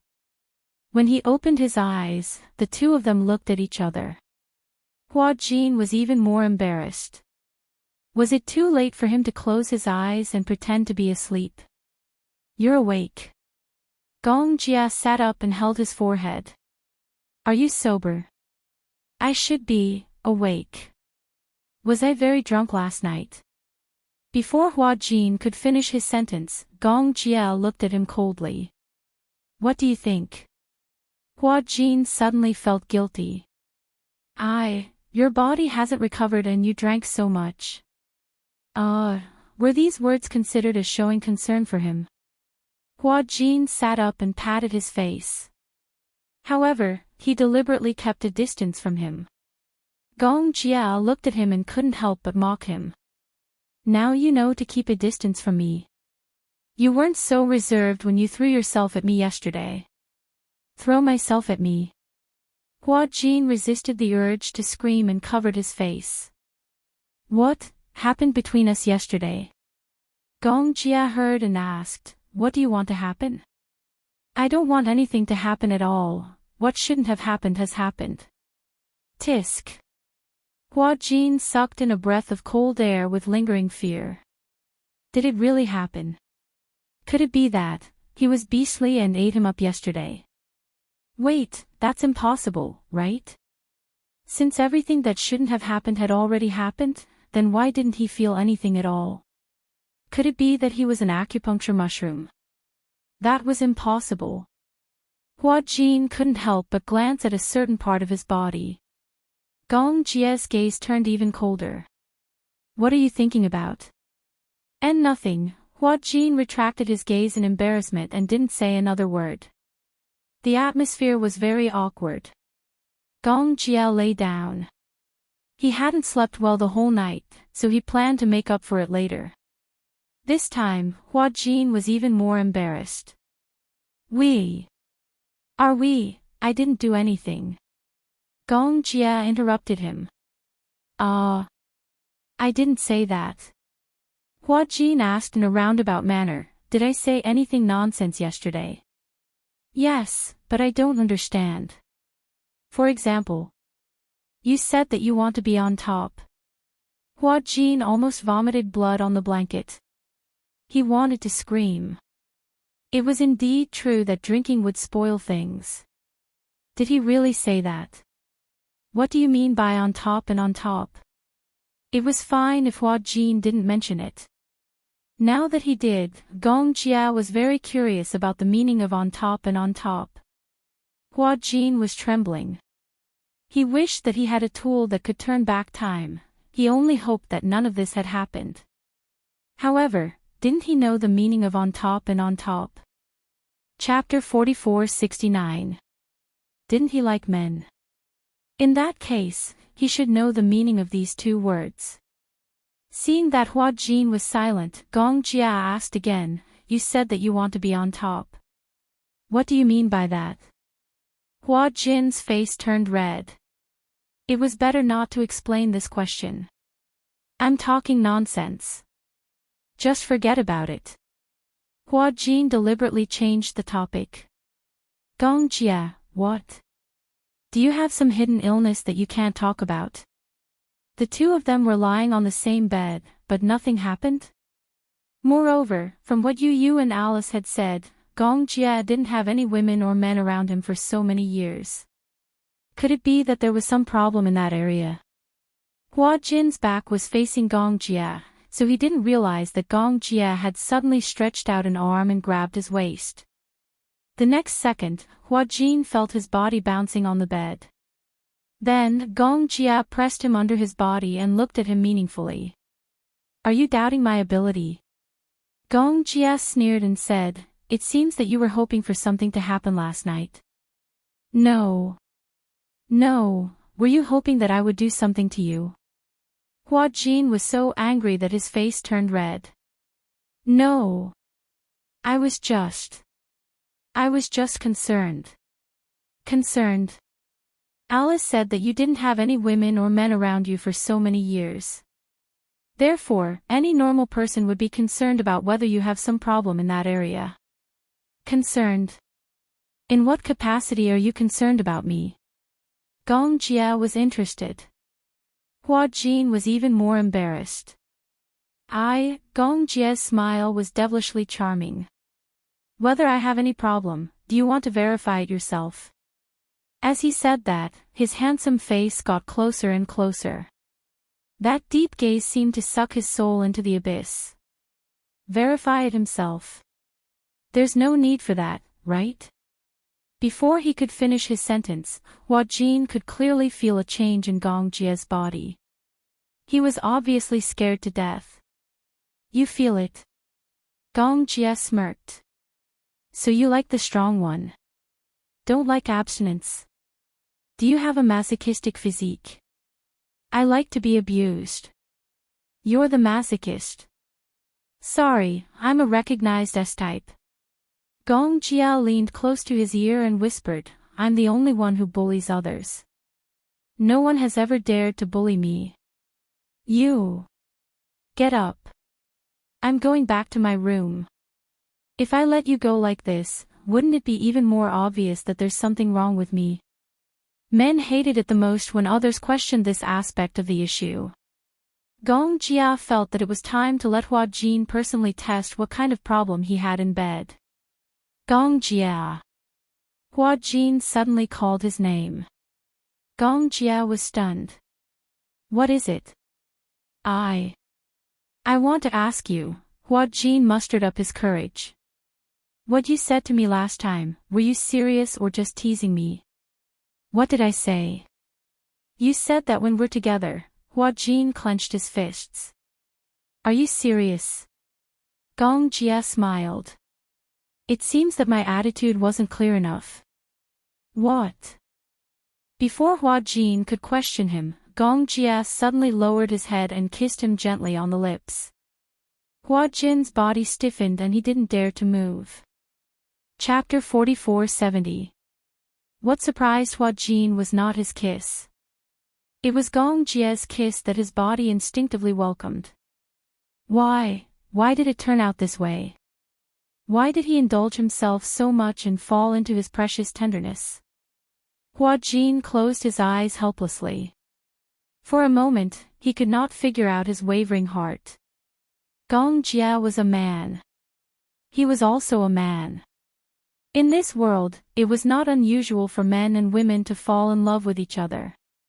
Now that society was more open, some people were born to like the same sex.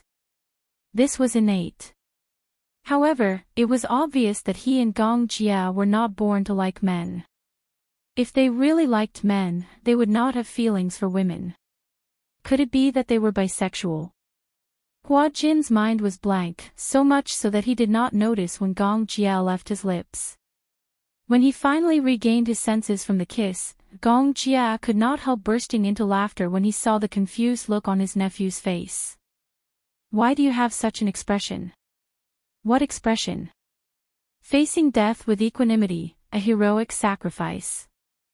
Hua Jin rubbed his face with his hands and simply covered his face. Ugh, how embarrassing. When Gong Jia saw this, he laughed and reached out to push his hands away, forcing him to look at him. Hua Jin, listen to me, I'll tell you. Gong Jia exhaled softly and said to him, it's not because you're a man that I like you. It's because you're Hua Jin that I want you. Like men. Like women. Why should I suppress my feelings because of my gender? So what if the person I like is a man? Some people think that this is a very disgusting thing. Gong Jia sneered. Why should I care about other people's opinions? What does other people think of me have to do with me? His arrogant tone was simply insufferably arrogant. Such boldness was worthy of the name Gong Jia. Hua Jin stared at him, unable to regain his senses for a long time. It's not because you're a man that I like you. It's because you're Hua Jin that I want you. For the whole day, Hua Jin sat on the edge of the beach and stared blankly at the waves washing the beach. Yu walked over to him with 2 iced coconuts and handed one to him. Here. Iced coconut. Thank you. Hua Jin took the coconut and bit it. However, his eyes were still lifeless as he looked in a certain direction. Yu waved her hand in front of his eyes, but there was no reaction. Gong Jia's words kept replaying in his mind and his heart was greatly shaken. Arrogant, domineering, insufferably arrogant. He was both envious and yearning for Gong Jia. Such a proud man. He was as free as the wind. No one could restrain him. Yu said coldly, you've been sitting here for the whole day. Hua Jin finally came back to his senses. You're here. You just realized that I'm here. Who did you take the coconut from just now? Hua Jin lowered his head and looked at the coconut in his hand. He was confused. Where did the coconut come from? Yu looked at him with a "you're hopeless" expression. You look like you've lost your soul. What's wrong? Hua Jin smiled helplessly. I was distracted just now. Chapter 44-71. Yu, I have a question that I don't quite understand. Hua Jin gazed blankly at the horizon and asked impassively, what is love like? What is the feeling of liking someone? Yu was taken aback.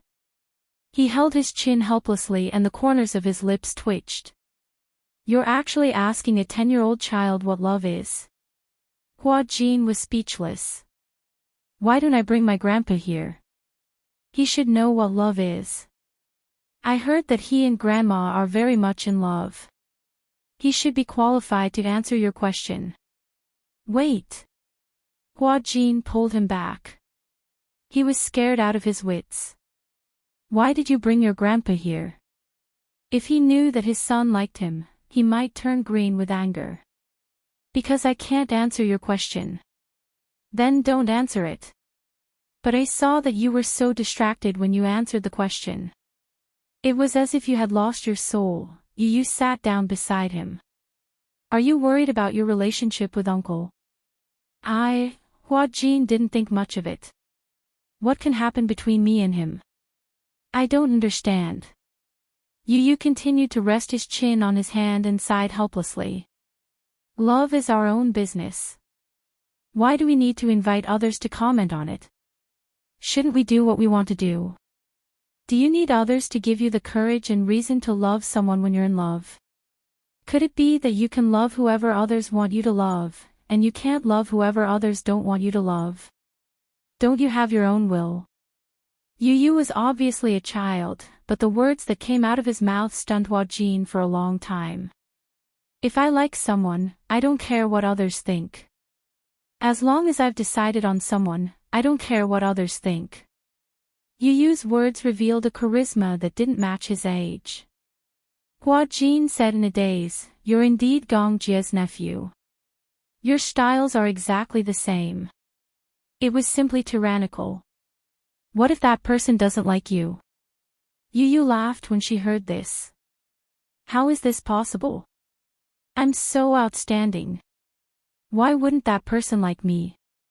His logic was exactly the same as Gong Jia's. Hua Jin hesitated. Then, what if I'm not that outstanding? Then work hard to become more outstanding. Yu Yu stretched out her arms and lay on the beach. She closed her eyes and said, "The world of adults is really complicated." Perhaps it was because this world was complicated by the adults.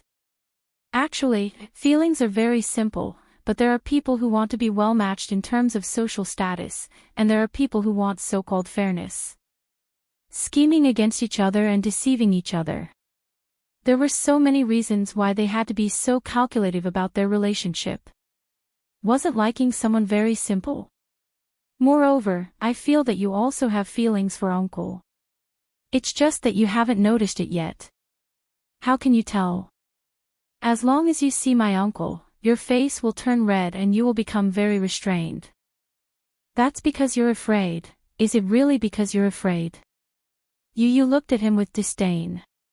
Isn't it too sad that a person doesn't even have the courage to face his own feelings? His words were like a basin of cold water pouring over her head. Chapter 44-72. Unknowingly, Yu Yu had already left the beach. In the blink of an eye, it was already dusk. The sun was setting in the west. Hua Jin lay on the spot where Yu Yu had been lying. His mind was filled with Yu Yu's words. Isn't it too sad that a person doesn't even have the courage to face his own feelings? Did he really have feelings for Gong Jie? Was it fear or admiration? Hua Jin admitted that he did admire Gong Jie. But was admiration the same as love? He really couldn't understand. Yun Shishir didn't know that Hua Jin had met with an accident. Gong Jie didn't tell her because he didn't want her to worry. After the incident, Gong Jie called Yun Shishir and told her about it. Yun Shishir was scared out of her wits when she found out. Is Hua Jin alright? Gong Jie was a little speechless when he heard this. Sis, why are you worried about him first? Haven't you thought about me? Aren't you fine now? Gong Jie said aggrievedly, I'm injured. Injured? Is it serious? Yun Shishir's tone suddenly became nervous. Shao Jie, don't scare me. How did you get injured? Sure enough, the crying child gets candy. This saying isn't without reason. I'm not made of steel.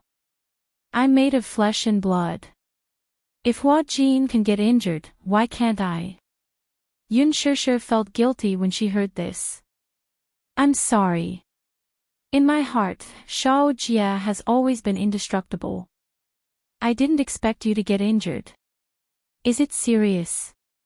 It's fine. It's just a small injury. I was just joking. I just felt uneasy. Yun Shishir heaved a sigh of relief when she heard this. You're scaring me again. I was wrong, sis. Actually, it's my fault too. I can't neglect my concern for you just because you're Gong Jie. Yun Shishir smiled. Shao Jie, I miss you. The words, I miss you, made Gong Jie's heart burst with joy. However, Gong Jie had always been introverted. Even if he was happy, he did not show it on his face. I miss you too, sister. If I have time, I'll fly to Haifeng Island. No need. When the time comes, I will visit you with my father. All right. Ever since she got over Gong Xiaoying, Yun Shishir would often talk to him on the phone. Yun Shishir had no resentment towards her father. It was just that he had hurt her mother and Yu Yu. However, Gong Xiaoying was very sincere about it, so Yun Shishir was relieved. The reunion between father and daughter could be considered as fulfilling one of her wishes. Sometimes, Yun Shishir felt that she was too blessed. She had a husband who doted on her like a daughter, 2 sons who protected her like a princess, a younger brother who doted on her, and now, a father who loved her dearly. She was really more doted on than Yueyao. Sis, I have something to announce to you. Gong Jie suddenly said over the phone. Yun Shishir came back to her senses. Okay, go ahead. I like Hua Jin. Gong Jie raised his eyebrows and smiled. I want to be with him. Yun Shishir was slightly stunned, but she did not show too much shock. Instead, she asked tentatively, "You're not joking again, are you?" "I'm serious." Yun Shishir pondered for a moment. This matter was too sudden, but before this, it was not untraceable. She could tell that Gong Jie's attitude towards Hua Jin was very special. Chapter 4473. However, since Gong Jia was serious about this matter, Yun Shishir naturally expressed her support. "If you really like him, then as your sister, of course, I wish you happiness." In her opinion, no matter who Gong Jia liked, whether it was a man or a woman, as long as he liked her, she would support him. Just like back then, when he found out that Yun Shishir was going to marry the Mu family, which opposed the Gong family, Gong Jia still supported her unconditionally. Although Gong Jia did not like Mu Yaja very much from the beginning. But for her sake, Gong Jia tried his best to build a relationship with this brother-in-law of his. Then, what about Hua Jin? How does he feel about you? He doesn't like him. Yun Shishir said. Then you said you want to be with him. It's only a matter of time. Shao Jia, you can't be so overbearing. You can't force yourself on him. He obviously doesn't like you, so you can't force him. He dares. Could she say that from a certain point of view, her brother's personality was very similar to someone else's? Are you that overbearing? It's so. Mu Yaja is also very overbearing. Otherwise, how did he manage to get you? Yun Shishir's face instantly turned as red as a persimmon. At the side, Mu Yaja was originally reading the newspaper when he was inexplicably implicated. When he heard Gong Jia's words, he snorted unhappily. Don't compare me to you. Brother-in-law is also here. Yes, Yun Shishir thought that Gong Jia had said something bad about Mu Yaja. Feeling guilty, she immediately said, your brother-in-law won't stoop to your level. If you didn't like him so much, I might not have approved of him as my brother-in-law. Yun Shishir was speechless. The smell of gunpowder was very strong. Mu Yaja put down the newspaper. The old cadre reached out his hand and took the phone. You have something against brother-in-law? Of course. How are you worthy of my sister? How am I not worthy? I won't lower myself to your level. Gong Jia glanced at him haughtily before asking nonchalantly, speaking of which, what tricks did you use to trick my sister into joining you? Mu Yaja raised his eyebrows. Why? Do you want to learn from me? His goal had been seen through. Gong Jia cleared his throat awkwardly, but he still showed a look of disapproval. It's definitely not some honorable method. It doesn't matter whether it's open or not. What's important is that your sister is now my wife. Gong Jia was speechless again. Yun Shishir watched coldly from the side. Although he knew that Gong Jia and Mu Yaja seemed to be getting along well on the surface, but in fact, they were secretly opposing each other. However, there was no need for them to be so hostile towards each other. The way they communicated with each other was more crude than the last. Since you're so humble, I'll teach you. Gong Jia actually listened to her seriously. Push him down. If once isn't enough, then do it twice. There's no such thing as a relationship that can't be sublimated in bed. The only way to raise the temperature of a relationship is to extend it from the body to the mind. Yun Shishir couldn't take it anymore. She snatched the phone and covered Mu Yaja's face with a pillow. What are you up to? Are you trying to lead my brother astray? Mu Yaja took down the pillow and looked a little confused. Isn't that the case? Your brother is an adult and a man. Do you still treat him as a child? Chapter 4474. Mu Yaja shrugged, picked up the newspaper, and started to read it. Yun Shishir blushed. She looked at the phone screen and saw Gong Jia looking at her thoughtfully. Ignore your brother-in-law's words. Gong Jia pondered for a moment. I understand. What do you understand? The fastest way to warm up a relationship. Gong Jia's lips curled into a smile. Yun Shishir felt her hair stand on end. After ending the call, Yun Shishir raised the phone and questioned Mu Yaja bitterly, look at how bad you've taught Xiao Jia. Mu Yaja was unmoved. He turned his head and pretended to be dead. Don't think that it'll be fine if you just pretend to be dead. Yun Shishir put down the phone and picked up a cushion to hit him.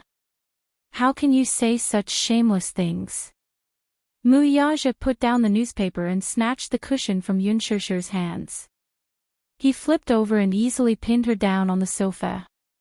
Leaning in close to her face, the man's lips curled into a smile as he breathed out, Madam, did I say something wrong? Besides the soul, the compatibility of the body is also very important. Mu Yaja spoke in a serious manner. She blushed in anger. Where did you learn such dirty jokes from? How can you come up with them so easily? This is the truth.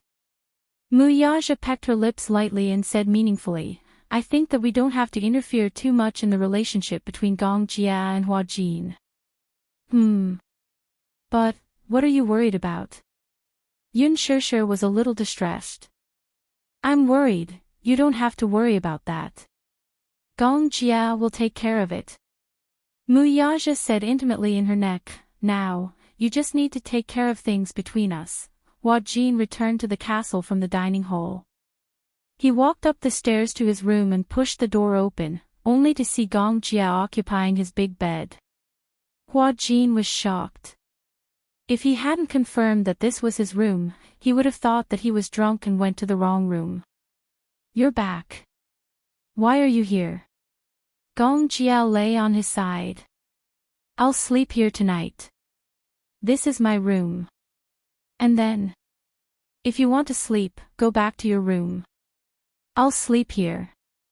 Gong Jia said rudely, I'll sleep with you tonight. It seemed that Gong Jia really wanted to take Mu Yaja's advice as a reference. Hua Jin was completely petrified. What was this guy up to again? He gulped and turned around. Then I'll sleep in your room. Gong Jia said slowly, I promise you, you won't be able to walk out of this room.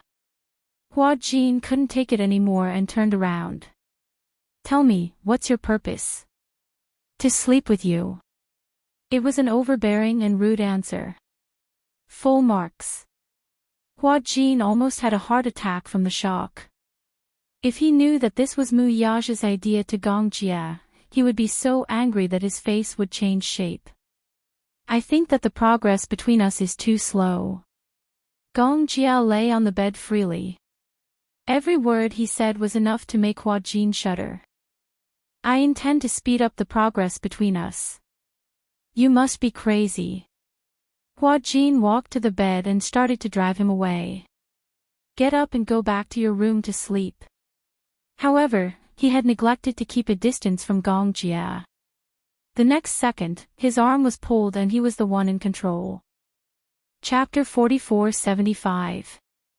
Hua Jin replied, I don't want to. Did this guy come here with the intention of eating him alive? Don't come so close to me. Hua Jin felt that his breathing had become erratic, and it was extremely chaotic. Why? It was quiet all around. Gong Jia could feel Hua Jin's heartbeat quickening, the two faces inched closer to each other. Hua Jin's heart was about to jump out of his throat. At this moment, the door was suddenly pushed open. Yu Yu and Xiao Yichen barged in one after another. Hua Jin, bad news. Yu Yu walked in and saw the scene on the bed. Gong Jia pinned Hua Jin under his body, looking like a tiger eyeing its prey. Hua Jin, on the other hand, looked over in horror. When he saw the two little lads rushing in, his face turned pale with fright. Yu Yu and Xiao Yichen were dumbfounded. What the hell was going on? Uncle, why didn't you knock before coming in? Gong Jia raised his eyebrows in displeasure. It's like this. Yu Yu recalled his original intention and hurriedly explained, Natalia. Hearing that it was about Natalia, Gong Jia and Hua Jin became anxious. What's wrong with her? She's crying a lot. Hua Jin and Gong Jia rushed to Natalia's room and saw that Alice had arrived as well. The room was in a mess. Natalia was curled up in a corner, shivering. When she saw Hua Jin, Natalia cried and threw herself into his arms. You're not dead. That's great. That's great. I thought you were dead. Alice looked at the scene with mixed feelings. She had thought that Hua Jin's appearance in front of Natalia would trigger her memories of being imprisoned in the sanctuary. Therefore, she tried to persuade Hua Jin not to come and see her. However, Hua Jin did not appear for a long time. Natalia thought that Hua Jin was dead and that everyone had been hiding it from her. She had nightmares. She often dreamed that Hua Jin was lying on the bed, covered by a white cloth. He was no longer breathing. She was heartbroken and woke up crying. Seeing that he was still alive, Natalia broke down and cried.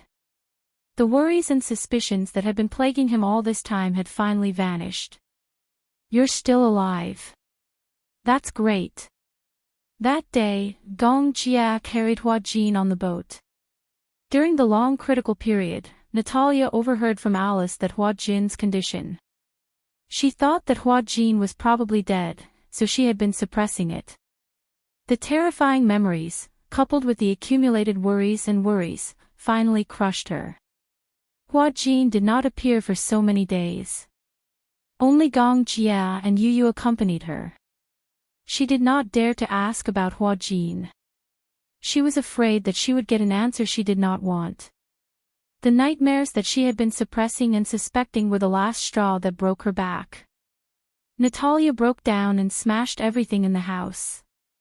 She felt that there was no reason for her to still be alive. During the days when she was imprisoned in the sanctuary, if it were not for Hua Jin and Alice taking care of her, she would not have been able to survive until now. Therefore, Natalia felt guilty and thought that she was the culprit behind Hua Jin's death. Now that she saw Hua Jin alive, Natalia thought that she was dreaming. Am I dreaming? Natalia held his face and sobbed. Is it real? Are you really still alive? Hua Jin did not know whether to laugh or cry, but he was also filled with emotions. Chapter 44-76. In the end, Natalia had been on tenterhooks all day. Apart from the trauma of the kidnapping, she was also worried about him. He had never imagined that he was so important to Natalia. Alice said to Hua Jin, "Stay with Natalia tonight. I can tell that she's worried about you.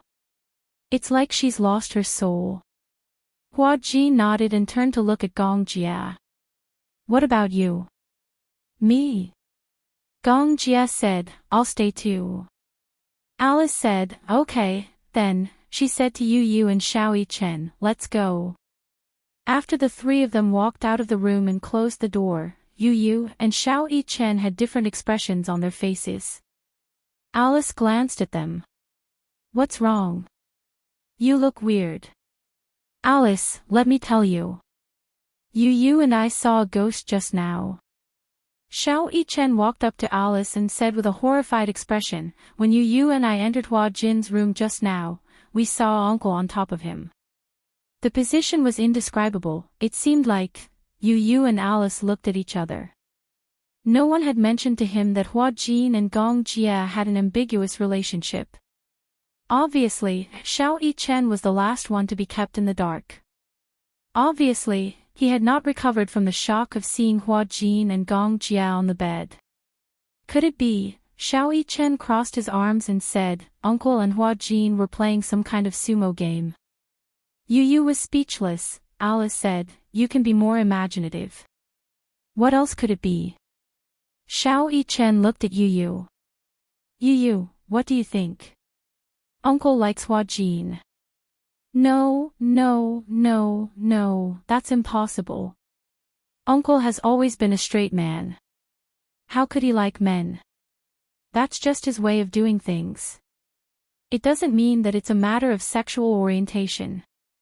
Besides, who said that men can only like women? Isn't it normal for men to fall in love with each other? Xiao Yichen said, I think uncle should like women. You know it again.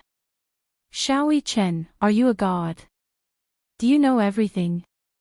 Yu poked his head and said, besides, what does it have to do with you whether uncle likes men or women? Xiao Yichen came to his senses and said, that's right. What does that have to do with me? However, you can't just make such wild guesses.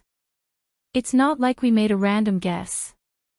Yu and Alice said in unison, this is his own intention. What do you mean? The day before yesterday or the day before yesterday? I forgot, but Hua Jin seemed to have run over and said that uncle confessed to him. Pfft, Xiao Yichen almost vomited blood. Are you serious? Are you kidding me? It's definitely not a joke. Xiao Yichen was so shocked that his soul almost left his body. In the room, Natalia had taken a shower and eaten. The room had been cleaned up. Hua Jin coaxed her into bed and sat on either side of the bed with Gong Jia. He urged her, you haven't slept well these few days, right? Hurry up and go to sleep. Then, what about you? Natalia looked at Hua Jin and then at Gong Jia. Will you leave after I fall asleep? Hua Jin and Gong Jia looked at each other and shook their heads. Gong Jia said, we won't leave. We'll stay here with you. I don't believe you. Chapter 44-77. Natalia was afraid that they would leave quietly after she fell asleep, so she patted the bed. Lie down and sleep together. The bed was very big. It was 2 meters wide and 2 meters long. It was not small at all for the three of them to sleep on. Hua Jin knew what Natalia was worried about, so he lay down obediently. Gong Jia and Hua Jin lay on either side of her. Only then did Natalia feel much more at ease. Nestled in Gong Jia's arms, Natalia murmured, I miss home. She missed the home that only belonged to Gong Jia, Hua Jin, and her. This place was so unfamiliar. She was surrounded by bad memories. She could not sleep well. When you're better, we'll go back. I'm already well nourished. Natalia pouted. I want to go home. Okay, sleep first, okay. Hua Jin's ability to coax children was already top-notch. Natalia said, give me a good-night kiss. Hua Jin gently kissed her forehead. When Gong Jia saw this, he felt indignant. I want one too. Hua Jin was speechless. He thought coldly in his heart, are you a freaking child? You want a goodnight kiss? Aren't you childish? Gong Jia also stared at him meaningfully and even moved his handsome face closer. He was obviously being shameless. Natalia was amused. Ha! Hua Jin was forced to do so, but he still satisfied him and kissed him lightly on the forehead. Gong Jia was still not satisfied. That's it. That's it. Sleep. Hua Jin blushed and lay down. He hugged Natalia and closed his eyes. Natalia fell asleep very quickly. Not long after, Hua Jin was also very sleepy and fell asleep very quickly. Gong Jia, however, could not fall asleep. He propped his upper body up and laid on his side. He held his head and quietly looked at the two people lying beside him. Hua Jin and Natalia slept in each other's arms. Both of them slept very quietly. Natalia's arm was placed on Hua Jin's chest. Under the moonlight, this scene was inexplicably heartwarming. The next day, when Hua Jin woke up, Gong Jia was sleeping soundly with Natalia in his arms. He walked to the window and pulled the curtains open. The long-awaited sunlight finally poured in. The whole room was much brighter. He left the room quietly, and when he went out, he unexpectedly met Alice. Hua Jin. I heard you and Xiao Chen. Hua Jin, his heart felt stifled. And these two little brats. Don't listen to their nonsense. Actually, there's nothing wrong with admitting it. After a pause, Alice's expression became serious again. Today's news is out. It's about the sanctuary. As she spoke, Alice handed the tablet to Hua Jin. Hua Jin took the tablet. Many of the world's authoritative media outlets reported wantonly. The news of the sanctuary's mass suicide that night shook the world. Such a brutal mass suicide case was extremely rare. Undoubtedly, this explosive news lasted for a long time. At the same time, the war in East Africa officially began. The International Peacekeeping Organization of the United Nations had already begun to intervene. More than 1,000 believers voluntarily took hydrogen chloride and died within seconds. Chapter 4478. Alice said, Hua Jin, the International Federation already knew that you were one of the survivors at the scene. Some reporters wanted to interview you, but they were all blocked. During this time, other than here, don't go anywhere else. Why? I suspect that there are still believers left in the sacred hole. They might already be looking for your whereabouts, which is bad for you. Hua Jin, on the other hand, was baffled.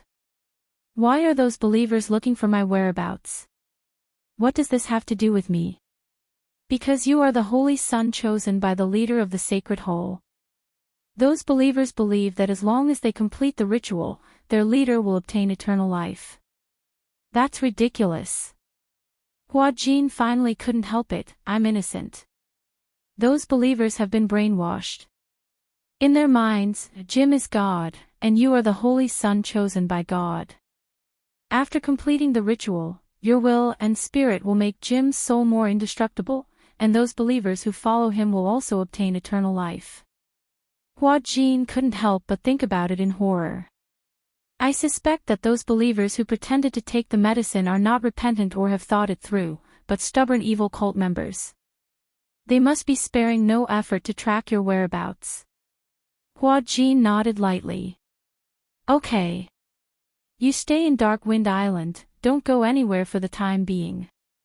Alice said again, Hurricane will send mercenaries to track down the whereabouts of those believers, eliminate them, and hand them over to the International Court for trial. Those believers were not caught. No. Only one was caught. We only managed to capture one of them.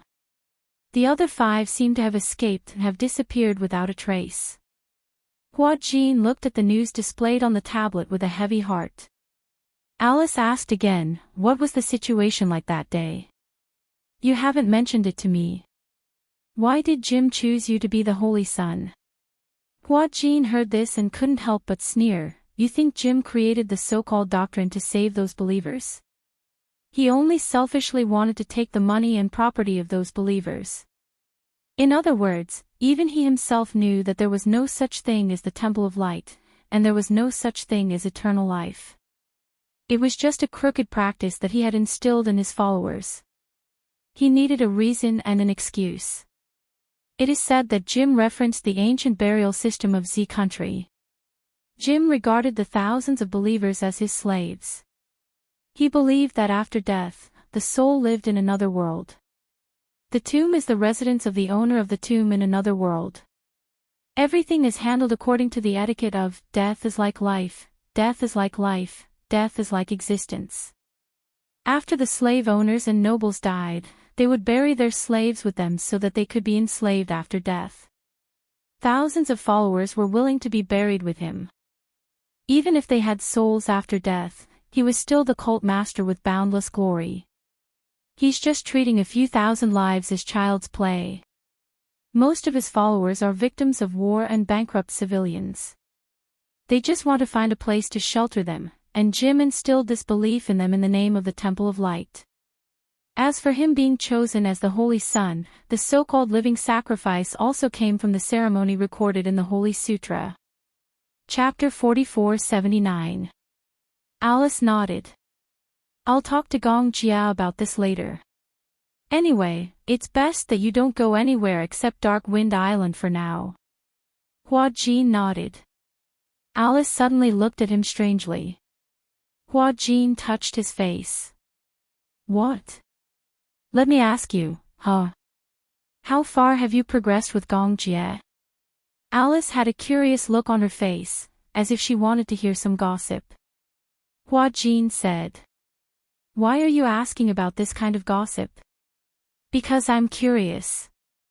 Alice said anxiously. I see that you like Gong Jie, so don't reject him.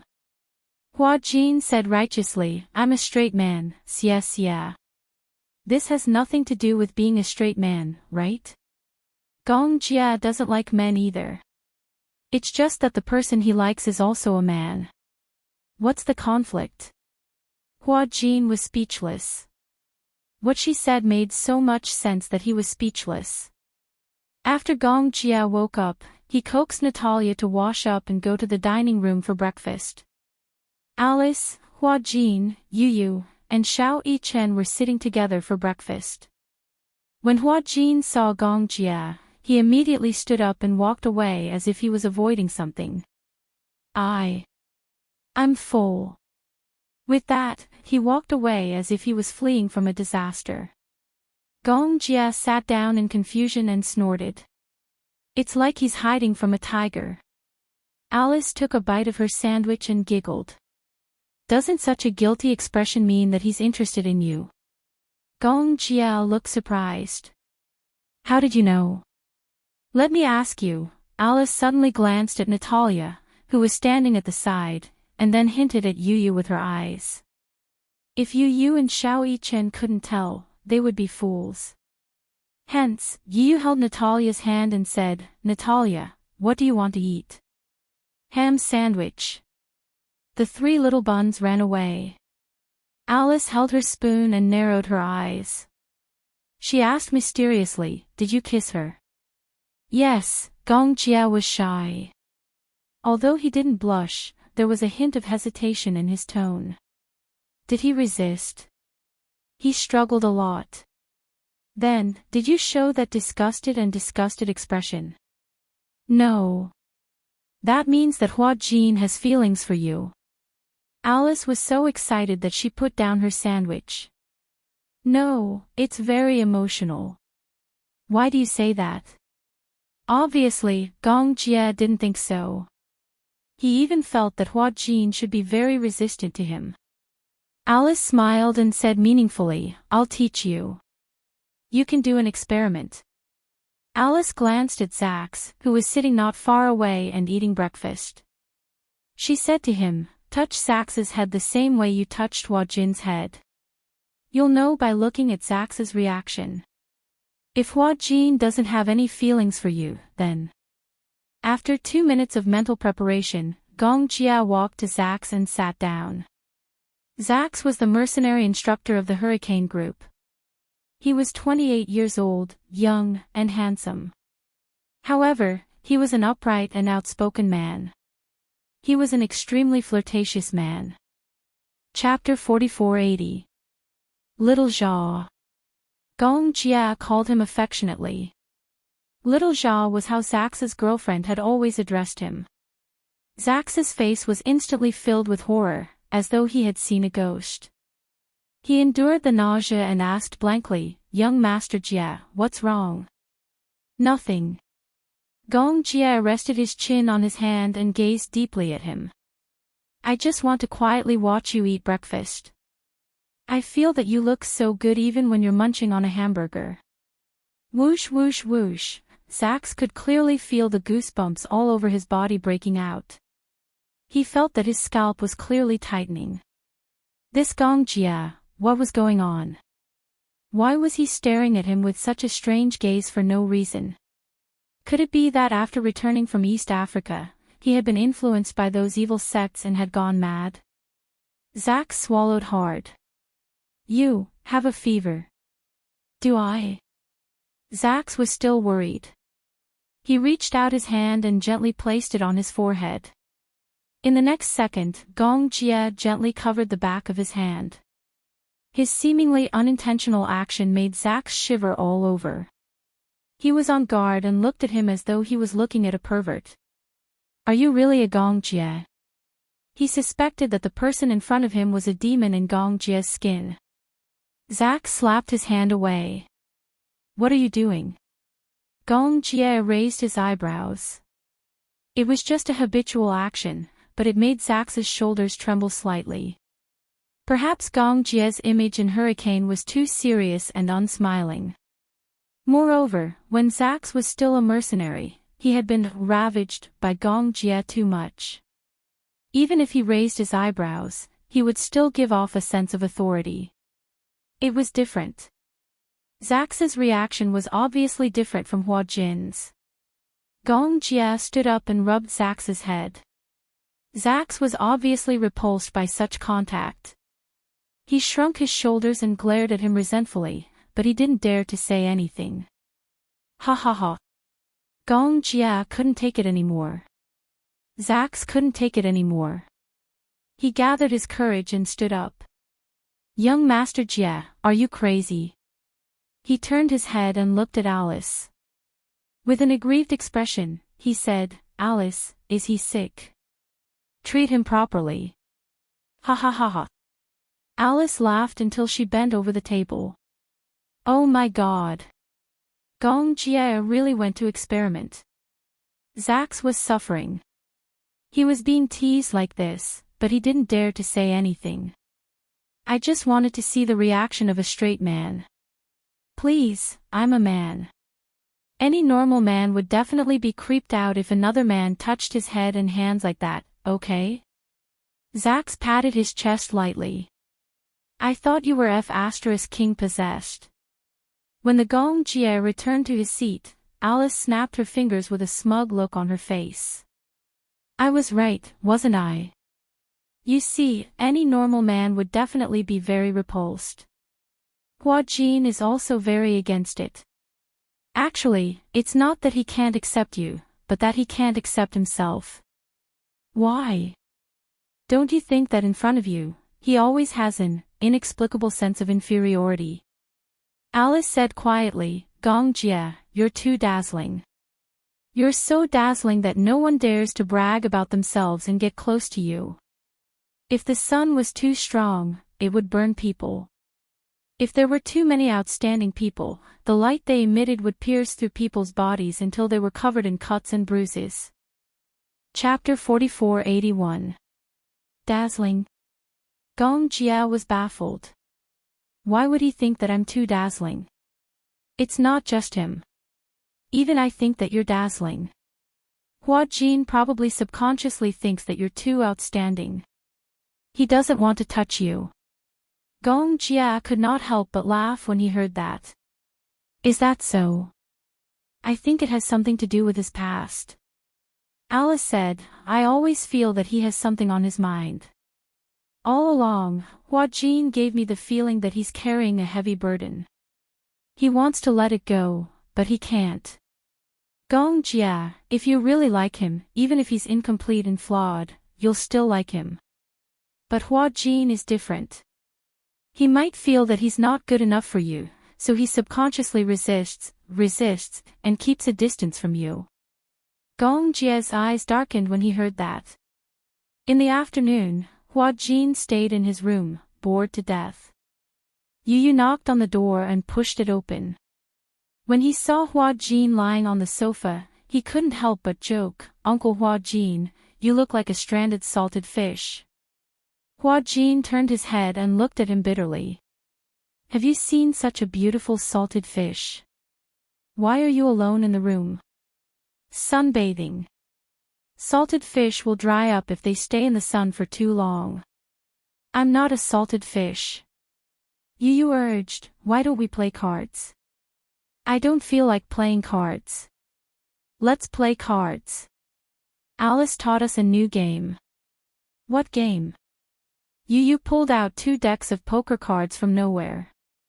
Poker. Bowls originated from JS province. It was a poker game that was widely spread in the country. It evolved from the local poker games Run Fast and 80 Points. The game was played in pairs of 4, and the winner would level up. Make the game more entertaining and exciting. 2 people in a team would compete against each other. Whoever finished first would be the leader, and the last to finish would be the last. If a team had 1 player in the first and 1 player in the second, they would be able to level up by 3 levels. The most interesting part of this game was leveling up and getting a straight flush. There were many ways to play it, and it tested one's brain power and logical thinking. Hua Jin could not stop Yu Yu and was dragged to the chess room. Originally, Dark Wind Island didn't have a chess room, but after learning how to play cards from Yun Shishir's family, Gong Jia felt that poker games were very interesting, so he built a few chess rooms in the stadium. Mahjong tables, poker tables, everything was available. When they arrived at the chess room, they realized that Gong Jia and Natalia were there as well. Alice was teaching Natalia how to play cards. Originally, there were 4 people: Alice, Gong Jia, Hua Jin, and Yu Yu. Xiao Yichen was not very good at poker games, so he politely declined. Natalia learned how to play, and she wanted to play as well. Therefore, Alice said that she didn't want to play anymore, and she wanted to be Natalia's strategist. The teams were divided into groups, and the 4 black and red cards were used to draw teammates. For some reason, Hua Jin was assigned to the same group as Gong Jia. It was unknown if it was a tacit understanding or something else. Hua Jin probed, "There's no punishment in this game, right?" "There is." Alice said, "Truth or dare?" Again. Hua Jin stood up and wanted to leave. Chapter 4482. Alice blocked the door. "Since you're here, don't even think about leaving. It's fine if you don't want to play the punishment game, but we'll pay for it." Yu Yu and Gong Jia placed their bank cards on the table. Gong Jia's was a Centurion black gold card. Hua Jin's eyes widened. "How much?" 1 million per round. Yu Yu raised one finger. "Well, I'll pay for Natalia's share." Gong Jia looked at Hua Jin. Hua Jin gulped, took out his wallet, and placed a few bank cards on the table. "So much?" "No. He was poor. Although he was considered rich compared to the average person, he was not as rich as Gong Jia and Yu Yu. Moreover, 1 million per round was too much for him. Hua Jin really wanted to retreat. After understanding the game, Hua Jin still did not fully understand it.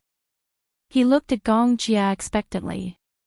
At this moment, it seemed like he was the only one he could rely on. "Gong Jia, I'm counting on you." "Humph. It's fine, 1 million per round is nothing." Yu Yu added, "Yeah, if it weren't for you, we would have doubled the bombs." "Doubled the bombs? That would be at least tens of millions. Must it be so **King tragic? There are winners and losers." With that, Yu Yu looked at Gong Jia evilly. "Uncle, let's fight to the death today." Alice took out her credit card machine and stood at the side, looking like she was watching a show. No wonder she didn't want to participate. Damn it, if 4 bombs were dropped, it would be close to 10 million.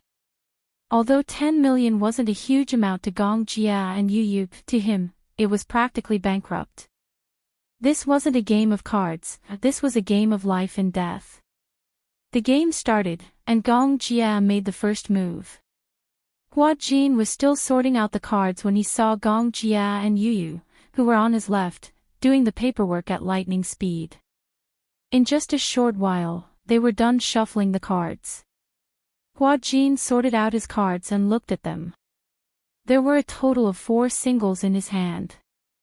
Gong Jia made the first move, and he made a single 3. Hua Jin was delighted and eager to try.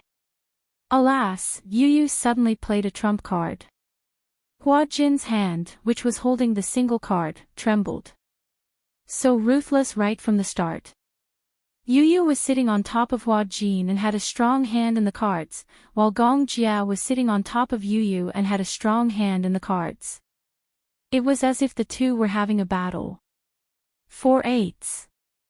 5 2s, 3 4 5 6 7 straights, a straight flush. 10 JH. After 3 to 4 rounds, Hua Jin didn't have a chance to make a single move. He was silently calculating in his heart. A single move was worth 1 million, and if he made a double move, then there would be a total of 5 moves. Rounding it up, it would be 16 million. He was about to faint. Hua Jin couldn't get up from the setback. He suddenly raised his hand and interrupted, let me ask you a question. If it's 1 million, is it RMB? Yu Yu reminded him coldly, I only have 5 cards left. Hua Jin was so flustered that he wanted to cry but had no tears. 16 million. This King invisible psychological pressure was making him so flustered that he didn't know where to go. Yu Yu looked at him, who was breaking out in cold sweat. She was slightly speechless. What happened to you? Chapter 4483. Is a million a lot? Alice hugged the card machine and was a little confused. When I was in Las Vegas, I saw a lot of rich people throw their money around. Their wins and losses were in the millions or tens of millions. Some even spent hundreds of millions. Hua Jin resisted the urge to explode. Come on, I said it myself. I'm rich. I'm not rich. I'm just a semi-retired person from the entertainment industry. Hua Jin finally caught Yu Yu's cards. Alice stood behind Natalia and taught her how to play. Shameless. Hua Jin said angrily, it's a 2-on-2, but now it's a 2-on-3. Natalia doesn't know how to play. That won't do. Alice muttered a few words. Gong Jia said, don't worry, I won. Gong Jia threw away all the cards in his hand. I won. It was a straight. Gong Jia had the upper hand. Hua Jin's eyes lit up slightly. He lost and felt that the millions were back in his pocket. Gong Jia looked at his relieved expression and did not know whether to laugh or cry. Yu Yu could only pass the card to Alice. Alice was in charge of swiping the card. With a beep, millions were transferred from the account. Is this really Dark Wind Island? This is King upgraded version of Las Vegas. Hua Jin did not like gambling because he knew that gambling was a game where you only lost and never won. No matter how good you were or how lucky you were, you could not win forever. However, as he gradually adapted to the rules of the game, his coordination with Gong Jia gradually improved, and they made great strides in the game. Unexpectedly, Yu Yu's card luck also became smoother and he slowly caught up. Most importantly, Yu Yu did not have as much psychological pressure as Hua Jin did. Moreover, not only was his card luck good, but his logical thinking was unbelievable. There were many times when Yu Yu would change the cards that he was sure to lose and he would win with different tricks. This child is so young and his card skills are so amazing. What will happen when he grows up? Slowly, Yu Yu overtook him. For the entire afternoon, Hua Jin was in a state of fear. He had tried his best, but in the end, he lost a few million. Therefore, when the game ended, Hua Jin sat on the chair dejectedly as if his soul had been sucked out. Natalia and Yu Yu looked at Hua Jin. Gong Jia could not help but laugh. You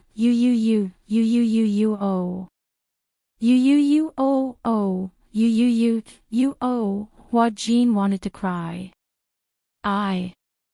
I'm not as rich as you. A few million, that's all I have. He had been dragged into this by Yu Yu. In an instant, he had lost all his assets. Hua Jin wanted to jump into the sea. After winning the money, Yu Yu felt refreshed. He said that he wanted to treat Alice to a drink and left with Natalia. Gong Jia stood up and walked over to Hua Jin. He gave him a little push.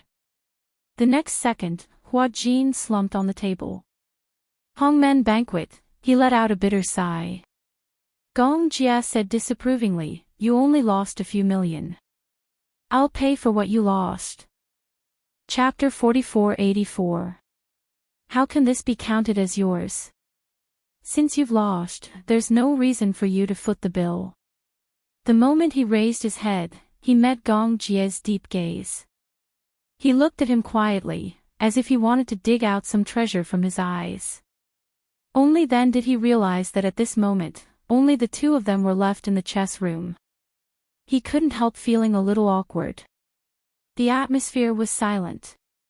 When he woke up in the morning, he saw Gong Jia lying beside him, even though Natalia was in between them. When he thought of what had happened the night before, he ran out of the room as if he was fleeing. He didn't know what he was running away from.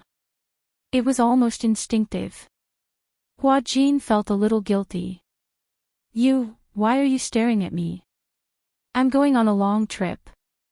I'll be away for a while. Hua Jin looked puzzled. Why? Where are you going?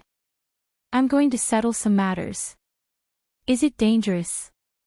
Gong Jia furrowed his brows slightly. There's a certain risk in saying it's dangerous, but there's no other way. This matter has to be settled. Do you have to go personally? Hua Jin was a little worried.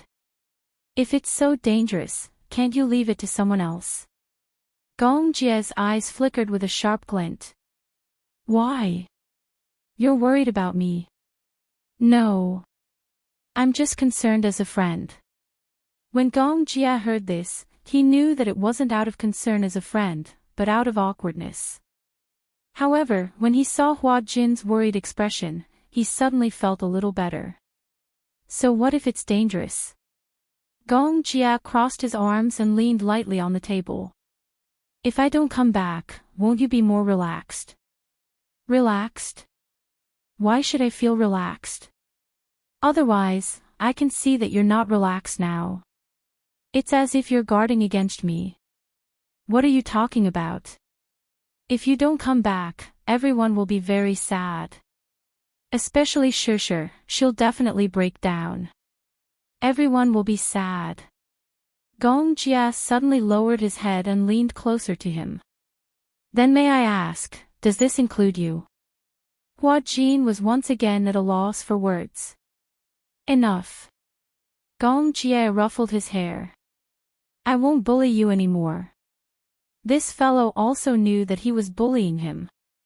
Hua Jin didn't know what to say for a moment. It seemed that the two of them were at a complicated watershed, a bottleneck. They wanted to break through, but they couldn't help but want to retreat. It seemed that they were stuck there. Just as Gong Jia was about to leave, Hua Jin mustered up the courage to stand up and say to him, Gong Jia, if it's really dangerous, don't go. Gong Jia looked at him with an inscrutable expression. Hua Jin looked at him and walked over. What's the matter? Is it convenient for you to tell me? Gong Jia suddenly reached out and pulled him in front of him. You're still saying that you don't care about me. Hua Jin, is it really that difficult for you to admit that you care about me? Hua Jin's body stiffened. He looked at his feet and felt that he was sinking deeper and deeper into a quagmire. He didn't dare to look at Gong Jia. That pair of eyes was like a deep abyss. With one look, he felt as if he had fallen into it and couldn't extricate himself. Chapter 4485. Gong Jia was about to leave when Hua Jin mustered up the courage to stand up and say to him, Gong Jia, if it's really dangerous, don't go. Gong Jia turned to look at him with an unreadable expression. Hua Jin looked at him and walked over. What's the matter? Is it convenient for you to say? Gong Jia suddenly reached out and pulled him in front of him. You're still saying that you're not concerned. Hua Jin, is it really that difficult for you to admit that you care about me? Hua Jin's body stiffened. He felt like he was sinking deeper and deeper into a quagmire. He didn't dare to look at Gong Jia. Those eyes were eyes, but they were more like a deep abyss. With one look, he felt like he was falling into it and couldn't extricate himself.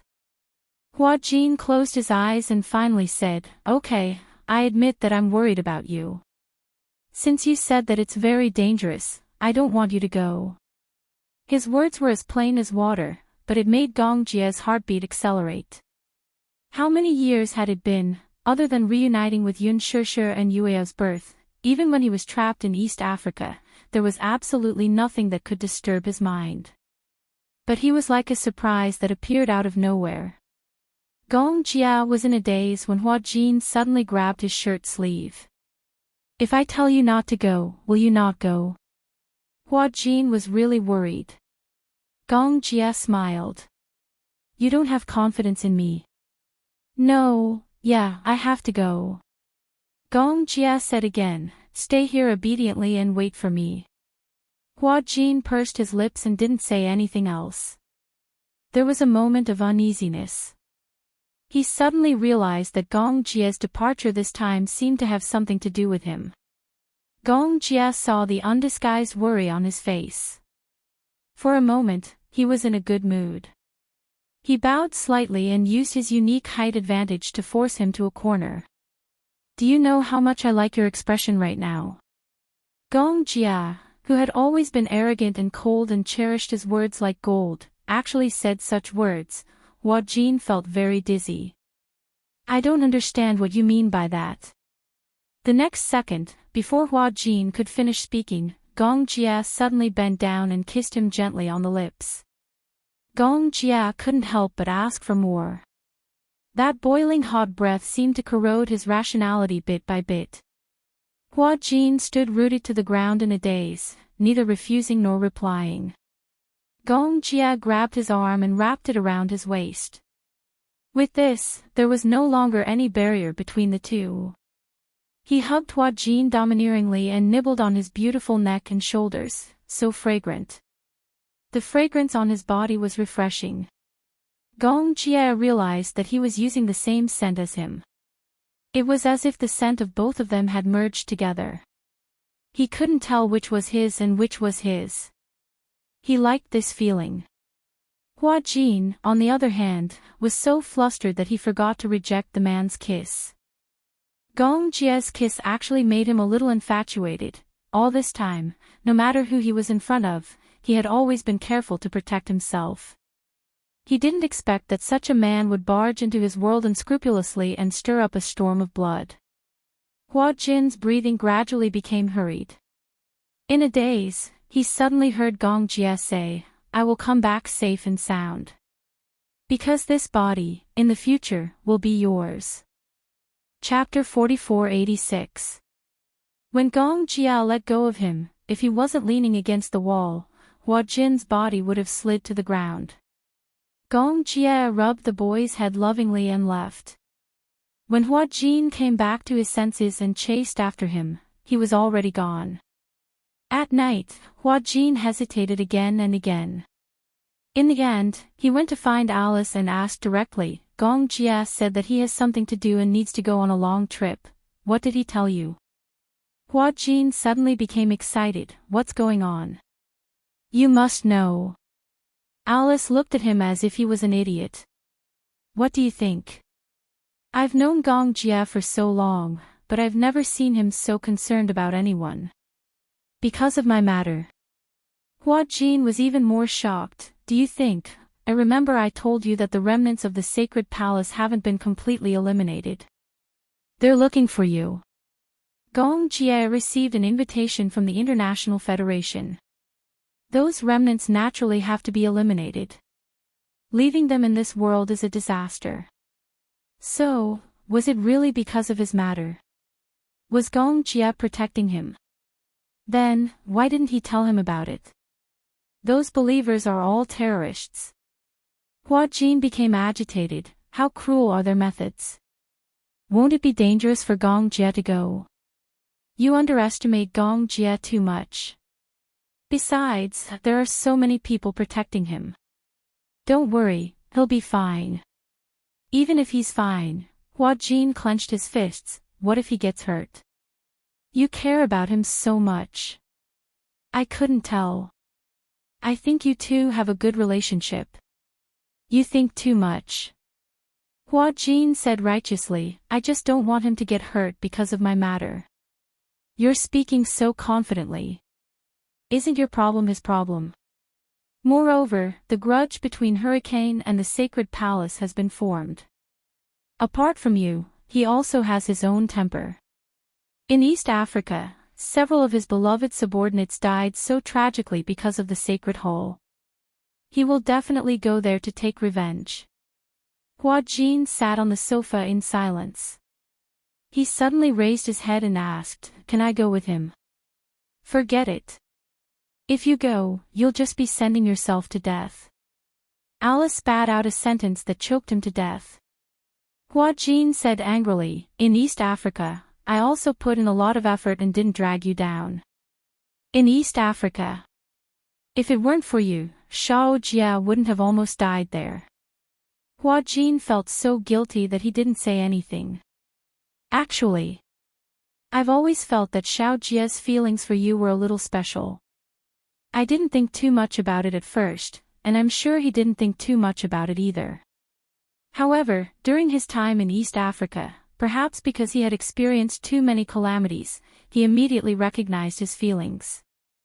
You know, there are often many things that can only be figured out when one is on the brink of death. Hua Jin said, Is this the worst time he's ever offended someone? This is definitely not the worst time he's ever had. There was once when Gong Jia almost got pregnant. However, this time, the situation is different from the past. How is it different? Ha! Alice looked at Hua Jin as if she was looking at a hopeless idiot. Don't you understand? This time, you almost died. You were unconscious on the ship for so long and had a high fever when you came back. You don't know that when you were unconscious, Gong Jia thought that you wouldn't make it. You didn't eat or drink for a few days. Wasn't he the same? Chapter 4487. For many things, the closer you are to life and death, the easier it is for you to think things through. He really thought that he was going to lose you. Lying in bed, Hua Jin replayed Alice's words over and over in his mind. If it were not for her, he would not have known that he was so important to Gong Jia. Why? He could not figure out why someone as outstanding as Gong Jia would like him. Alice could not help but laugh when she heard that. Like is too abstract. Take me as an example. The first time I saw Gong Jia, I inexplicably fell in love with him. I can't remember what I really liked about him. But I vaguely remember that I was deeply infatuated with his youthful frivolity and high-spirited spirit. She liked him. Even if it was just a glance. She did not understand why she would become crazy once she fell in love with others, even though she was very rational when it came to love. When Gong Jia was infected with the Amala virus, liked him. In order to save him, I did not hesitate to use myself as a test subject. I could not believe that there would be such a day where I would be so cruel to myself and use myself as a test subject. At that time, I actually did not have any expectations. I even thought that if the experiment failed, at least he would not be lonely with me by his side. But I never thought that because of my sacrifice, would want him to repay me. If he liked me, so be it. Until I found out that the person he liked was you, I had no complaints. Alice laughed evilly as she said, at least I would feel better in my heart. Otherwise, I would be very sad. In Alice's room, she took out many photos of Gong Jia when he was young. When she was helping Gong Jia to tidy up his room, she felt that the photos of Gong Jia when he was young were especially cute and interesting. Hence, she secretly hid the photos for herself. Usually, she could not bear to take them out. She took out the photos and showed them to Hua Jin. In the photos, most of them were photos of Gong Jia when he was young. Alice sighed with emotion as she showed Hua Jin the signboard. Xiao Jie really likes you a lot. There was an unspeakable envy in her tone. I've never seen him smile at anyone like that. Hua Jin flipped through the photos one by one. In the photos, whether it was when he was young or after he grew up, Gong Jia always had a cold and unsmiling face when facing the camera. He seemed to really hate smiling. There was a picture of the Gong family in uniform. Everyone was wearing the uniform of the Gong family's private navy. Gong Jia was standing in the middle of the last row. His gaze was terrifyingly gloomy. It was hard to imagine that the young man in the picture was actually Gong Jia in his youth. Looks like the murderous aura is very strong. His murderous aura is indeed very strong. I've always thought that Gong Jia was a very heartless and cold-blooded person. I remember there's a saying that if a person's murderous aura is very strong, then his life would be very tough. Even the king of hell would not dare to take him. We all laughed that Xiao Jia would definitely live a long life, haha. Alice laughed and let out a long sigh of relief. However, Xiao Jia has really changed a lot now. Other than Shishir, you've changed him a lot too. Hua Jin sighed. Me? What have I done to deserve it? Chapter 4488. When he returned to his room, Hua Jin was still absent-minded. He lay on the bed and stared at the ceiling. His heart gradually calmed down. He closed his eyes and stopped thinking so much. The next day, when Hua Jin woke up, Alice told him that Gong Jia had left at dawn. Hua Jin was a little absent-minded. He didn't know why, but he had an ominous premonition. It was Gong Jia's order to arrange for Hua Jin and Natalia to stay on Dark Wind Island. After all, Hua Jin was facing many threats at that time. Gong Jia couldn't let him go as long as the remnants of the Sacred Hall were not eliminated. He didn't want to be kidnapped again. Yu Yu and Xiao Yichen took a private jet back to China. Because Yue Yao had a fever on the eve of his birthday. The two of them had stayed on Dark Wind Island for a long time. Yu Yu's condition had stabilized. They missed Yue Yao very much. Since it was Yue Yao's birthday, the two of them had decided to go back early. They didn't expect Yue Yao to have a fever. Yue Yao was 4 years old. It wasn't a small matter for a child at this age to have a fever. Yun Shishir was very nervous. The family doctor said that it was best to do a comprehensive checkup. It was safer to go to the hospital. Many children at this age contracted pneumonia because the doctor didn't do a comprehensive checkup. Therefore, she nervously carried the child to the hospital. In the hospital, Yue Yao had a fever of 39 degrees Celsius. It was said that the fever alternated between warm and cold. When Yue Yao fell asleep at night, he liked to kick the blanket because of the heat. When it was late at night, the temperature turned cold and he caught a cold. Once a child caught a cold, his fever rose quickly. The doctor suggested that he stay in the hospital for observation. During the observation period, Yue Yao's condition gradually stabilized. Then, Yun Shishir was surprised to find that she met a child in the hospital. Jing Yang. Yun Shishir had a deep impression of this child. The first time she saw this child was when she and Gu Xingze had an accident. She lost her sight and Gu Xingze donated his corneas to another child, Jing Yang. At that time, her eyes had not recovered, so she did not see what the child looked like. However, even though she couldn't see, she had held the child before. Coincidentally, he met Jing Yang this time because Jing Yang had caught a cold and had a fever, just like Yue Yao. The two children stayed in the same ward and on the same floor. Yun Shishir happened to see Jing Yang when she was fetching water for Yue Yao. He had just finished his 4-drip, and the lively little guy was clamoring to get out of bed for a walk. When he passed by Yue Yao's ward, he heard Yue Yao crying because she was taking his temperature. The little fellow curiously went to the door and bumped into Yun Shishir, who was about to get hot water. The little bun bumped into her leg. Yun Shishir did not know who he was, but she was attracted by the little fellow's handsome face at first sight. He was really cute. He had a pair of big watery eyes, and the pupils were amber. They were mesmerizing, and his long eyelashes were thick and curly. He was very cute. His skin was fairer than the average girl's, and his lips were pink. They were not too rosy, but they were not too pale either. The shape of his lips was unusually good-looking, like jelly. Chapter 4489.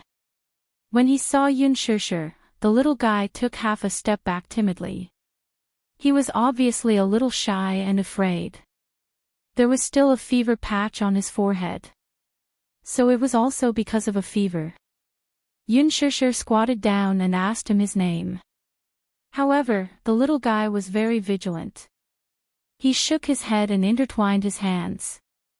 Obviously, he was unwilling to say and was very vigilant. Beside him, the little bun's mother rushed over. When she saw that her son had rushed to the door of someone else's ward, she quickly rushed over and bowed to Yun Shishir to apologize. However, when she recognized that it was Yun Shishir, her eyes widened in disbelief. It's you, Yun Shishir was a little surprised. Me? Do you know me? She was not too curious. That was because too many people knew her. However, this woman's surprise did not seem like she had seen a superstar, but an old friend.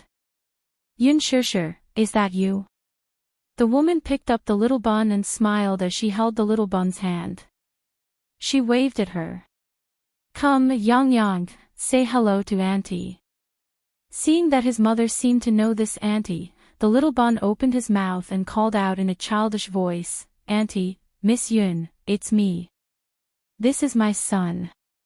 His name is Yang. Do you still remember him? Aw, Yun Shishir let out a short aw. In an instant, her gaze landed on Yang again, but her eyes were already red with emotion. This child was the child who received Xingzhe's cornea donation. When Yang was born, he was the same as other children, but as he gradually grew up, other children began to look at the world curiously.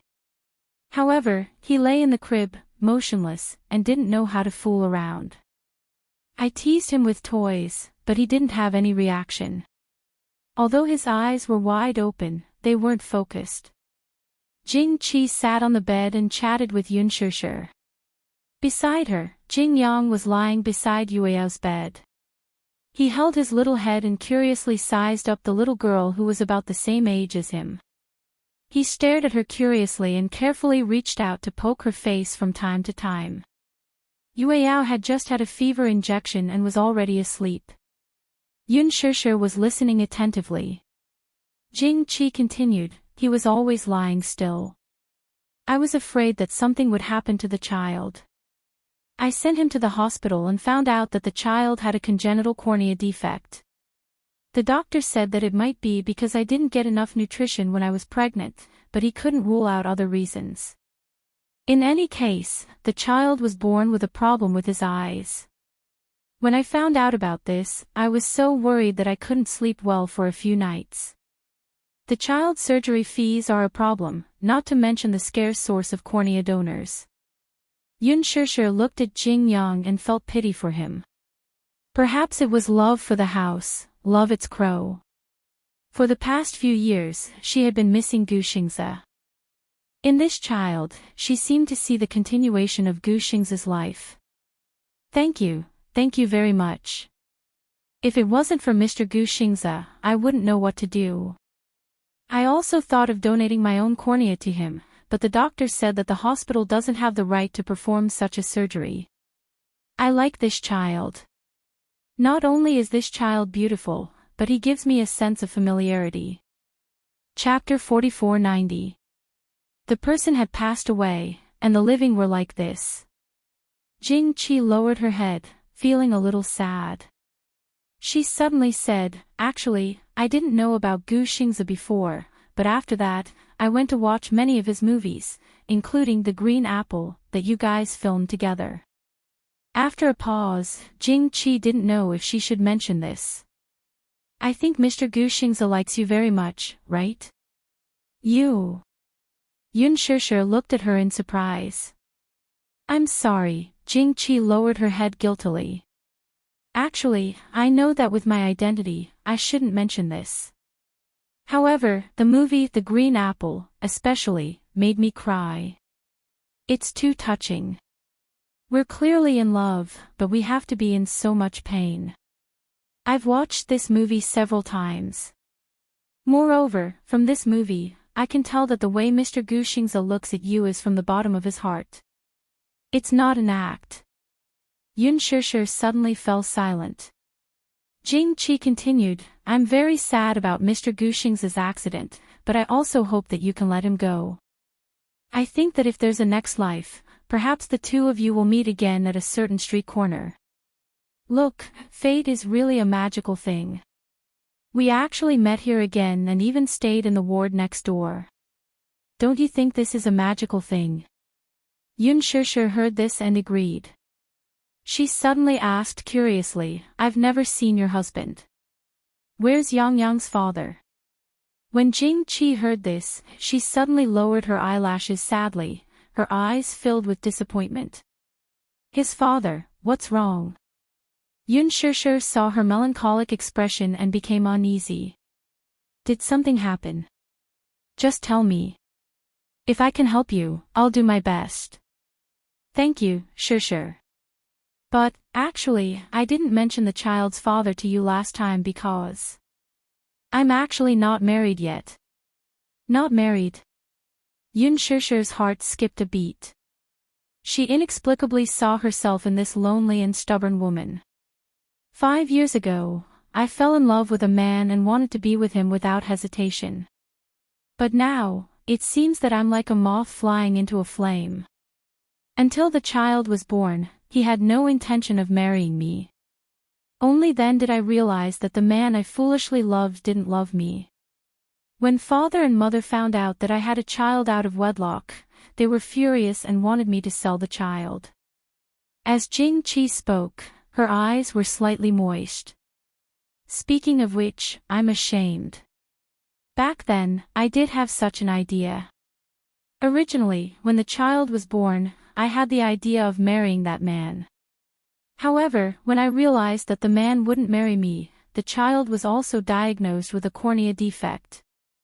My mother convinced me that since that man didn't want me, it would be difficult for me to remarry with a child. You know, many men are very concerned about a woman's past. I thought that even if the child had the opportunity to undergo surgery, the medical fees were not something I could afford. I was thinking that I might as well entrust the child to a good family. Perhaps, he might be able to live a happier life. Chapter 4491. You have to know that this child hasn't cried much since he was born. He cried so hard that even my mother was scared. I believe that this was a telepathic connection between him and me. When we reached the door of that family, I immediately regretted it. I knelt in front of my mother with the child in my arms and begged bitterly. My mother's heart softened, so she didn't take that wrong step. Yun Shishir asked worriedly, later, did your parents accept this child? Jing Qi sighed and shook her head. No, my father didn't accept it in the end. He even threatened to cut off our father-daughter relationship. My mother's heart ached for me. Although she didn't agree with my actions and felt that this child would delay my life, she would occasionally sneak a few glances at me and the child behind my father's back. Yang Yang is very sensible, obedient, and she likes him very much. My mother likes this child now. As she said this, Jing Qi looked at Jing Yang with eyes full of love. By the bed, Jing Yang was gently fiddling with Yueyao's long eyelashes with his small hands. Yueyao was sleeping peacefully. When Jing Qi saw him, she immediately stopped him in a low voice. Yang Yang, don't touch, Mom. Her eyebrows are so beautiful. Jing Yang turned his head, his eyes bright as if there were many little stars. They're just like dolls. So cute. Little fool, those are eyelashes, not eyebrows. Oh, oh. Eyelashes, eyelashes. Jing Yang muttered eyelashes silently. He was so young that he couldn't even distinguish eyelashes from eyebrows. Don't touch your sister. She's sick, understand? Yun Shishir smiled and said, it's okay. When Jing Yang heard this, he replied with an oh. He turned his head and looked at Yueyao, his heart full of love. So cute. She was even cuter than a doll. This little sister was the most beautiful girl he had ever seen. Jing Qi said to Jing Yang, let's go back to our room and take your medicine obediently. Then, take an afternoon nap, okay? In the past, Jing Yang would definitely listen to her words. But now, he didn't say a word. He lowered his head and pouted. It was obvious that he was unwilling. Jing Qi was surprised. Was this little guy throwing a tantrum? Jing Yang was now in kindergarten. Because of his handsome and cute appearance, he was very popular with the girls in the class. However, he liked to play with boys. Even if there were so many girls chasing after him to play with him, he would ignore them all. Although Jing Yang was well behaved in front of her, he was actually very naughty when he was with the other boys in the class. It was also from the class teacher that he found out that many girls in the class were jealous of him. Jing Qi didn't know whether to laugh or cry. At such a young age, she already knows how to be jealous. However, Jing Yang, who never liked to play with girls, was unwilling to go back to the ward because of the Yueyao. Jing Qi seemed to have seen through his thoughts. Do you think your sister is very cute and want to stay and accompany her? Yes. What's her name? Yun Shishir also squatted down and looked at him at eye level. She looked at him and said, her name is Yueyao, Mu Yueyao. Yueyao. Jing Yang seriously and methodically learned to speak. Finally, he said Yueyao's name very clearly. She's sick. Jing Yang lay by the bed and looked, obviously unwilling to leave. Chapter 4492. When Yun Shishir saw this, she said to Jing Qi, since he likes to be with Yueyao, let him stay. When Jing Qi heard this, she said cautiously, will it cause you trouble? How can that be? I can't even wait to like him. Yun Shishir and Jing Qi chatted idly. At first, Jing Qi was still a little nervous. After all, Yun Shishir was a public figure and a big star. She was afraid that she had said something wrong. But later on, Yun Shishir gave her an extremely amiable feeling, and she gradually opened her mouth. The women sat together and talked about nothing more than the children's problems. As they chatted, Jing Yang let out a surprised sound. Wow! Yueyao is awake. Yun Shishir and Jing Qi turned their heads in unison and saw Yueyao slowly opening her eyes. The moment she opened her eyes, they seemed to emit a dazzling light like diamonds. Jing Yang, who was lying at the side, actually suffocated. So beautiful. Jing Yang had originally stayed by Yu Yao's side out of curiosity. He saw that her face was red from fever and her eyelashes were long. Even though her eyes were closed, it wasn't hard to imagine how adorable she was. However, when Yueyao opened her eyes, Jing Yang felt that his breathing was almost stagnant. He was afraid that his breath would accidentally wrinkle such a beautiful face. Jing Qi saw that Jing Yang's face was actually red and found it strange. Yang, why is your face red? Jing Yang heard this but did not say anything. Yun Shishir also saw his red face. Yu Yao opened her eyes. They flickered softly like the fluttering wings of a butterfly. She turned to look at Yun Shishir and pouted. Mommy. Yueyao hurts, where does it hurt? Head, Yueyao's speech was not very smooth. She was slurring her words, but they sounded extremely cute. When Jing Qi heard this, she immediately urged Jing Yang to say, Yang, sister says she has a headache. Do you want to rub it for her? Can I? Of course. Jing Yang timidly stretched out his small hand. Yueyao then saw an unfamiliar boy lying on the bed.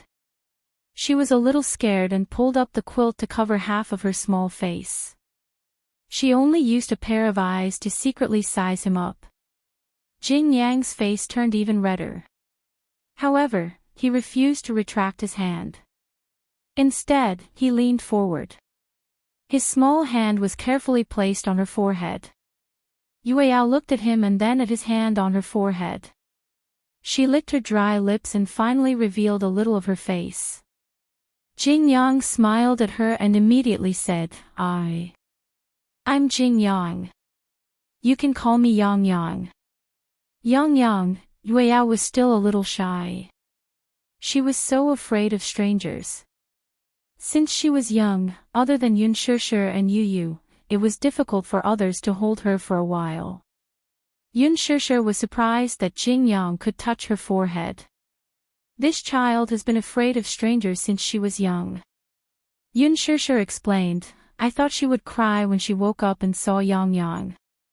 So afraid of strangers? My Yang Yang has never been afraid of strangers since he was young, but this child is very smart. He was almost kidnapped by human traffickers when he was young. Kidnapped. Chapter 4493. The nurse came to make ward rounds and found Jing Yang's room. Seeing that he was not around, she went next door, but she did not expect Jing Qi to bring Jing Yang to another room. Seeing Yun Shishir and Jing Qi sitting together, the nurse was a little surprised. Ah, do you know each other? Yun Shishir and Jing Qi nodded tacitly. Yes, we know each other. Yang Yang, come over and take the temperature. Have you taken your medicine? As Jing Yang was beautiful and polite, all the nurses on the entire floor liked him. His little mouth was sweet and especially likable. Jing Qi quickly stood up. Not yet. The nurse walked over and handed the sterilized thermometer to Jing Yang. Jing Yang obediently put it in his mouth and stared at the nurse with wide eyes. He asked incoherently, have I recovered? The nurse tapped his head. You're almost recovered. Then, can I still stay here? His words undoubtedly amused the group of people. The nurse could not stop laughing. Yang Yang, don't tell me you can't bear to part with us and refuse to leave. Jing Yang did not speak and only looked at the nurse eagerly. The nurse explained, when you recover, you can be discharged. You can't stay here anymore. The beds here are all prepared for patients. When Jing Qi heard this, she looked at the nurse. Has his fever gone down? It's almost stable. As long as he doesn't catch a cold and try not to be exposed to the cold wind at night, it won't happen again. When Jing Yang heard that he could not stay in the hospital after recovering, he could not help but feel extremely disappointed. The nurse also took Yueyao's temperature and gave him an injection to reduce his fever, but his temperature had decreased a lot. Yueyao's mother, why don't you take Yueyao for a walk downstairs? While the sun is good in the afternoon, he can sweat a little and recover faster. Okay. Jing Qi suggested, I saw the nurse say that Yang Yang is almost recovered. He can be discharged tomorrow. Why don't we go for a walk in the hospital's back garden? The hospital's back garden is specially manicured. When I took Yang Yang down yesterday, the little guy couldn't walk when he saw the bubble machine. I didn't buy it yesterday and the little guy was angry with me. Today, I can buy one to compensate him. Yun Shishir also nodded. Mu Yaja was not around, and Yu Yu and Xiao Yichen would only arrive the next day. She had been taking care of Yueyao the whole day. Yun Shishir carried Yueyao and Jing Qi to the back garden. When Jing Yang saw the back garden, he was very excited. He took the 5 yuan that Jing Qi handed him and ran to the hospital's convenience store to buy a bubble machine. He held up the bubble machine and ran back to Yueyao as if he was presenting a treasure. When Yueyao saw this, she was extremely moved. She gently kicked her legs, indicating to Yun Shishir that she wanted to come down. Yun Shishir hurriedly put Yueyao down, and the little guy ran to Jingyang. When the two little guys stood together, Jingyang was still taller. She stood on her tiptoes and reached for the bubble machine in his hand. Jingyang was just about to give the bubble machine to Yueyao. When Yun Shishir saw this, she immediately reminded her, "Yueyao, you're not allowed to snatch it. If you want to play, you have to ask your brother if he agrees." Jing Qi was even more surprised by her good upbringing. Originally, she thought that the child of a big celebrity should be doted on since he was young. His upbringing and etiquette were not outstanding. Chapter 4494. As it turned out, while Yun Shishir doted on her child, she never neglected her education. In Yueyao's heart, Yun Shishir was very prestigious. She had never hit her, but the little girl was willing to listen to her. When Yueyao heard Yun Shishir's words, she retracted her hand and asked carefully, "Can you lend it to me to play with?" Of course, Jingyang was willing to let her play with it. He could even give it to her. Originally, he had wanted to play with it yesterday, but because Jing Qi didn't buy it immediately and forgot to bring cash, he could only watch the other children play. When some of the children saw him standing alone, they took the initiative to come over and invite him to join them. But Jingyang wasn't willing. After returning to the ward, the night passed. When he woke up, he was no longer interested in the bubble machine. Jingyang had bought the bubble machine because he felt that Yueyao would like it, so it was a little like presenting a treasure. Jingyang handed the bubble machine to her. Yueyao held the bubble machine in her hand lovingly, raised it high, and took a few steps forward happily. "Yang, take Sister Yueyao to play, okay?" "Okay." The back garden wasn't big. Jing Qi and Yun Shishir were circling the small flower bed. The children were playing in the fitness area and could be seen at a glance. Yun Shishir could never bear to let Yueyao out of her sight. She and Jing Qi sat on the stone bench and chatted, while Jing Qi held Yueyao's hand and went to the small square to play with the bubble machine. Yueyao especially liked bubbles. On this day, the afternoon sun was especially good. Under the refraction of the sun, the bubbles that came out were colorful like rainbow balls. Yueyao loved rainbows the most. Every time a bubble came out, she would be foolishly happy for a long time. Jingyang took the bubble machine and sprayed a lot of bubbles on her body. Yueyao suddenly felt like she was surrounded by bubbles. The moment the bubble came into contact with her body, it popped and burst. Instantly, the cool bubbles splashed on her skin, and it felt a little cool. She liked this feeling. Seeing that she liked it so much, Jing Qi kept blowing bubbles at her. A child of this age had an extremely rich imagination. It was just a bubble machine, and they could play with it. Just like that, the two little guys excitedly played with a bubble pistol for the whole afternoon. They were so happy that Yun Shishir and Jing Qi were unwilling to leave no matter how they called them. They stayed in the square.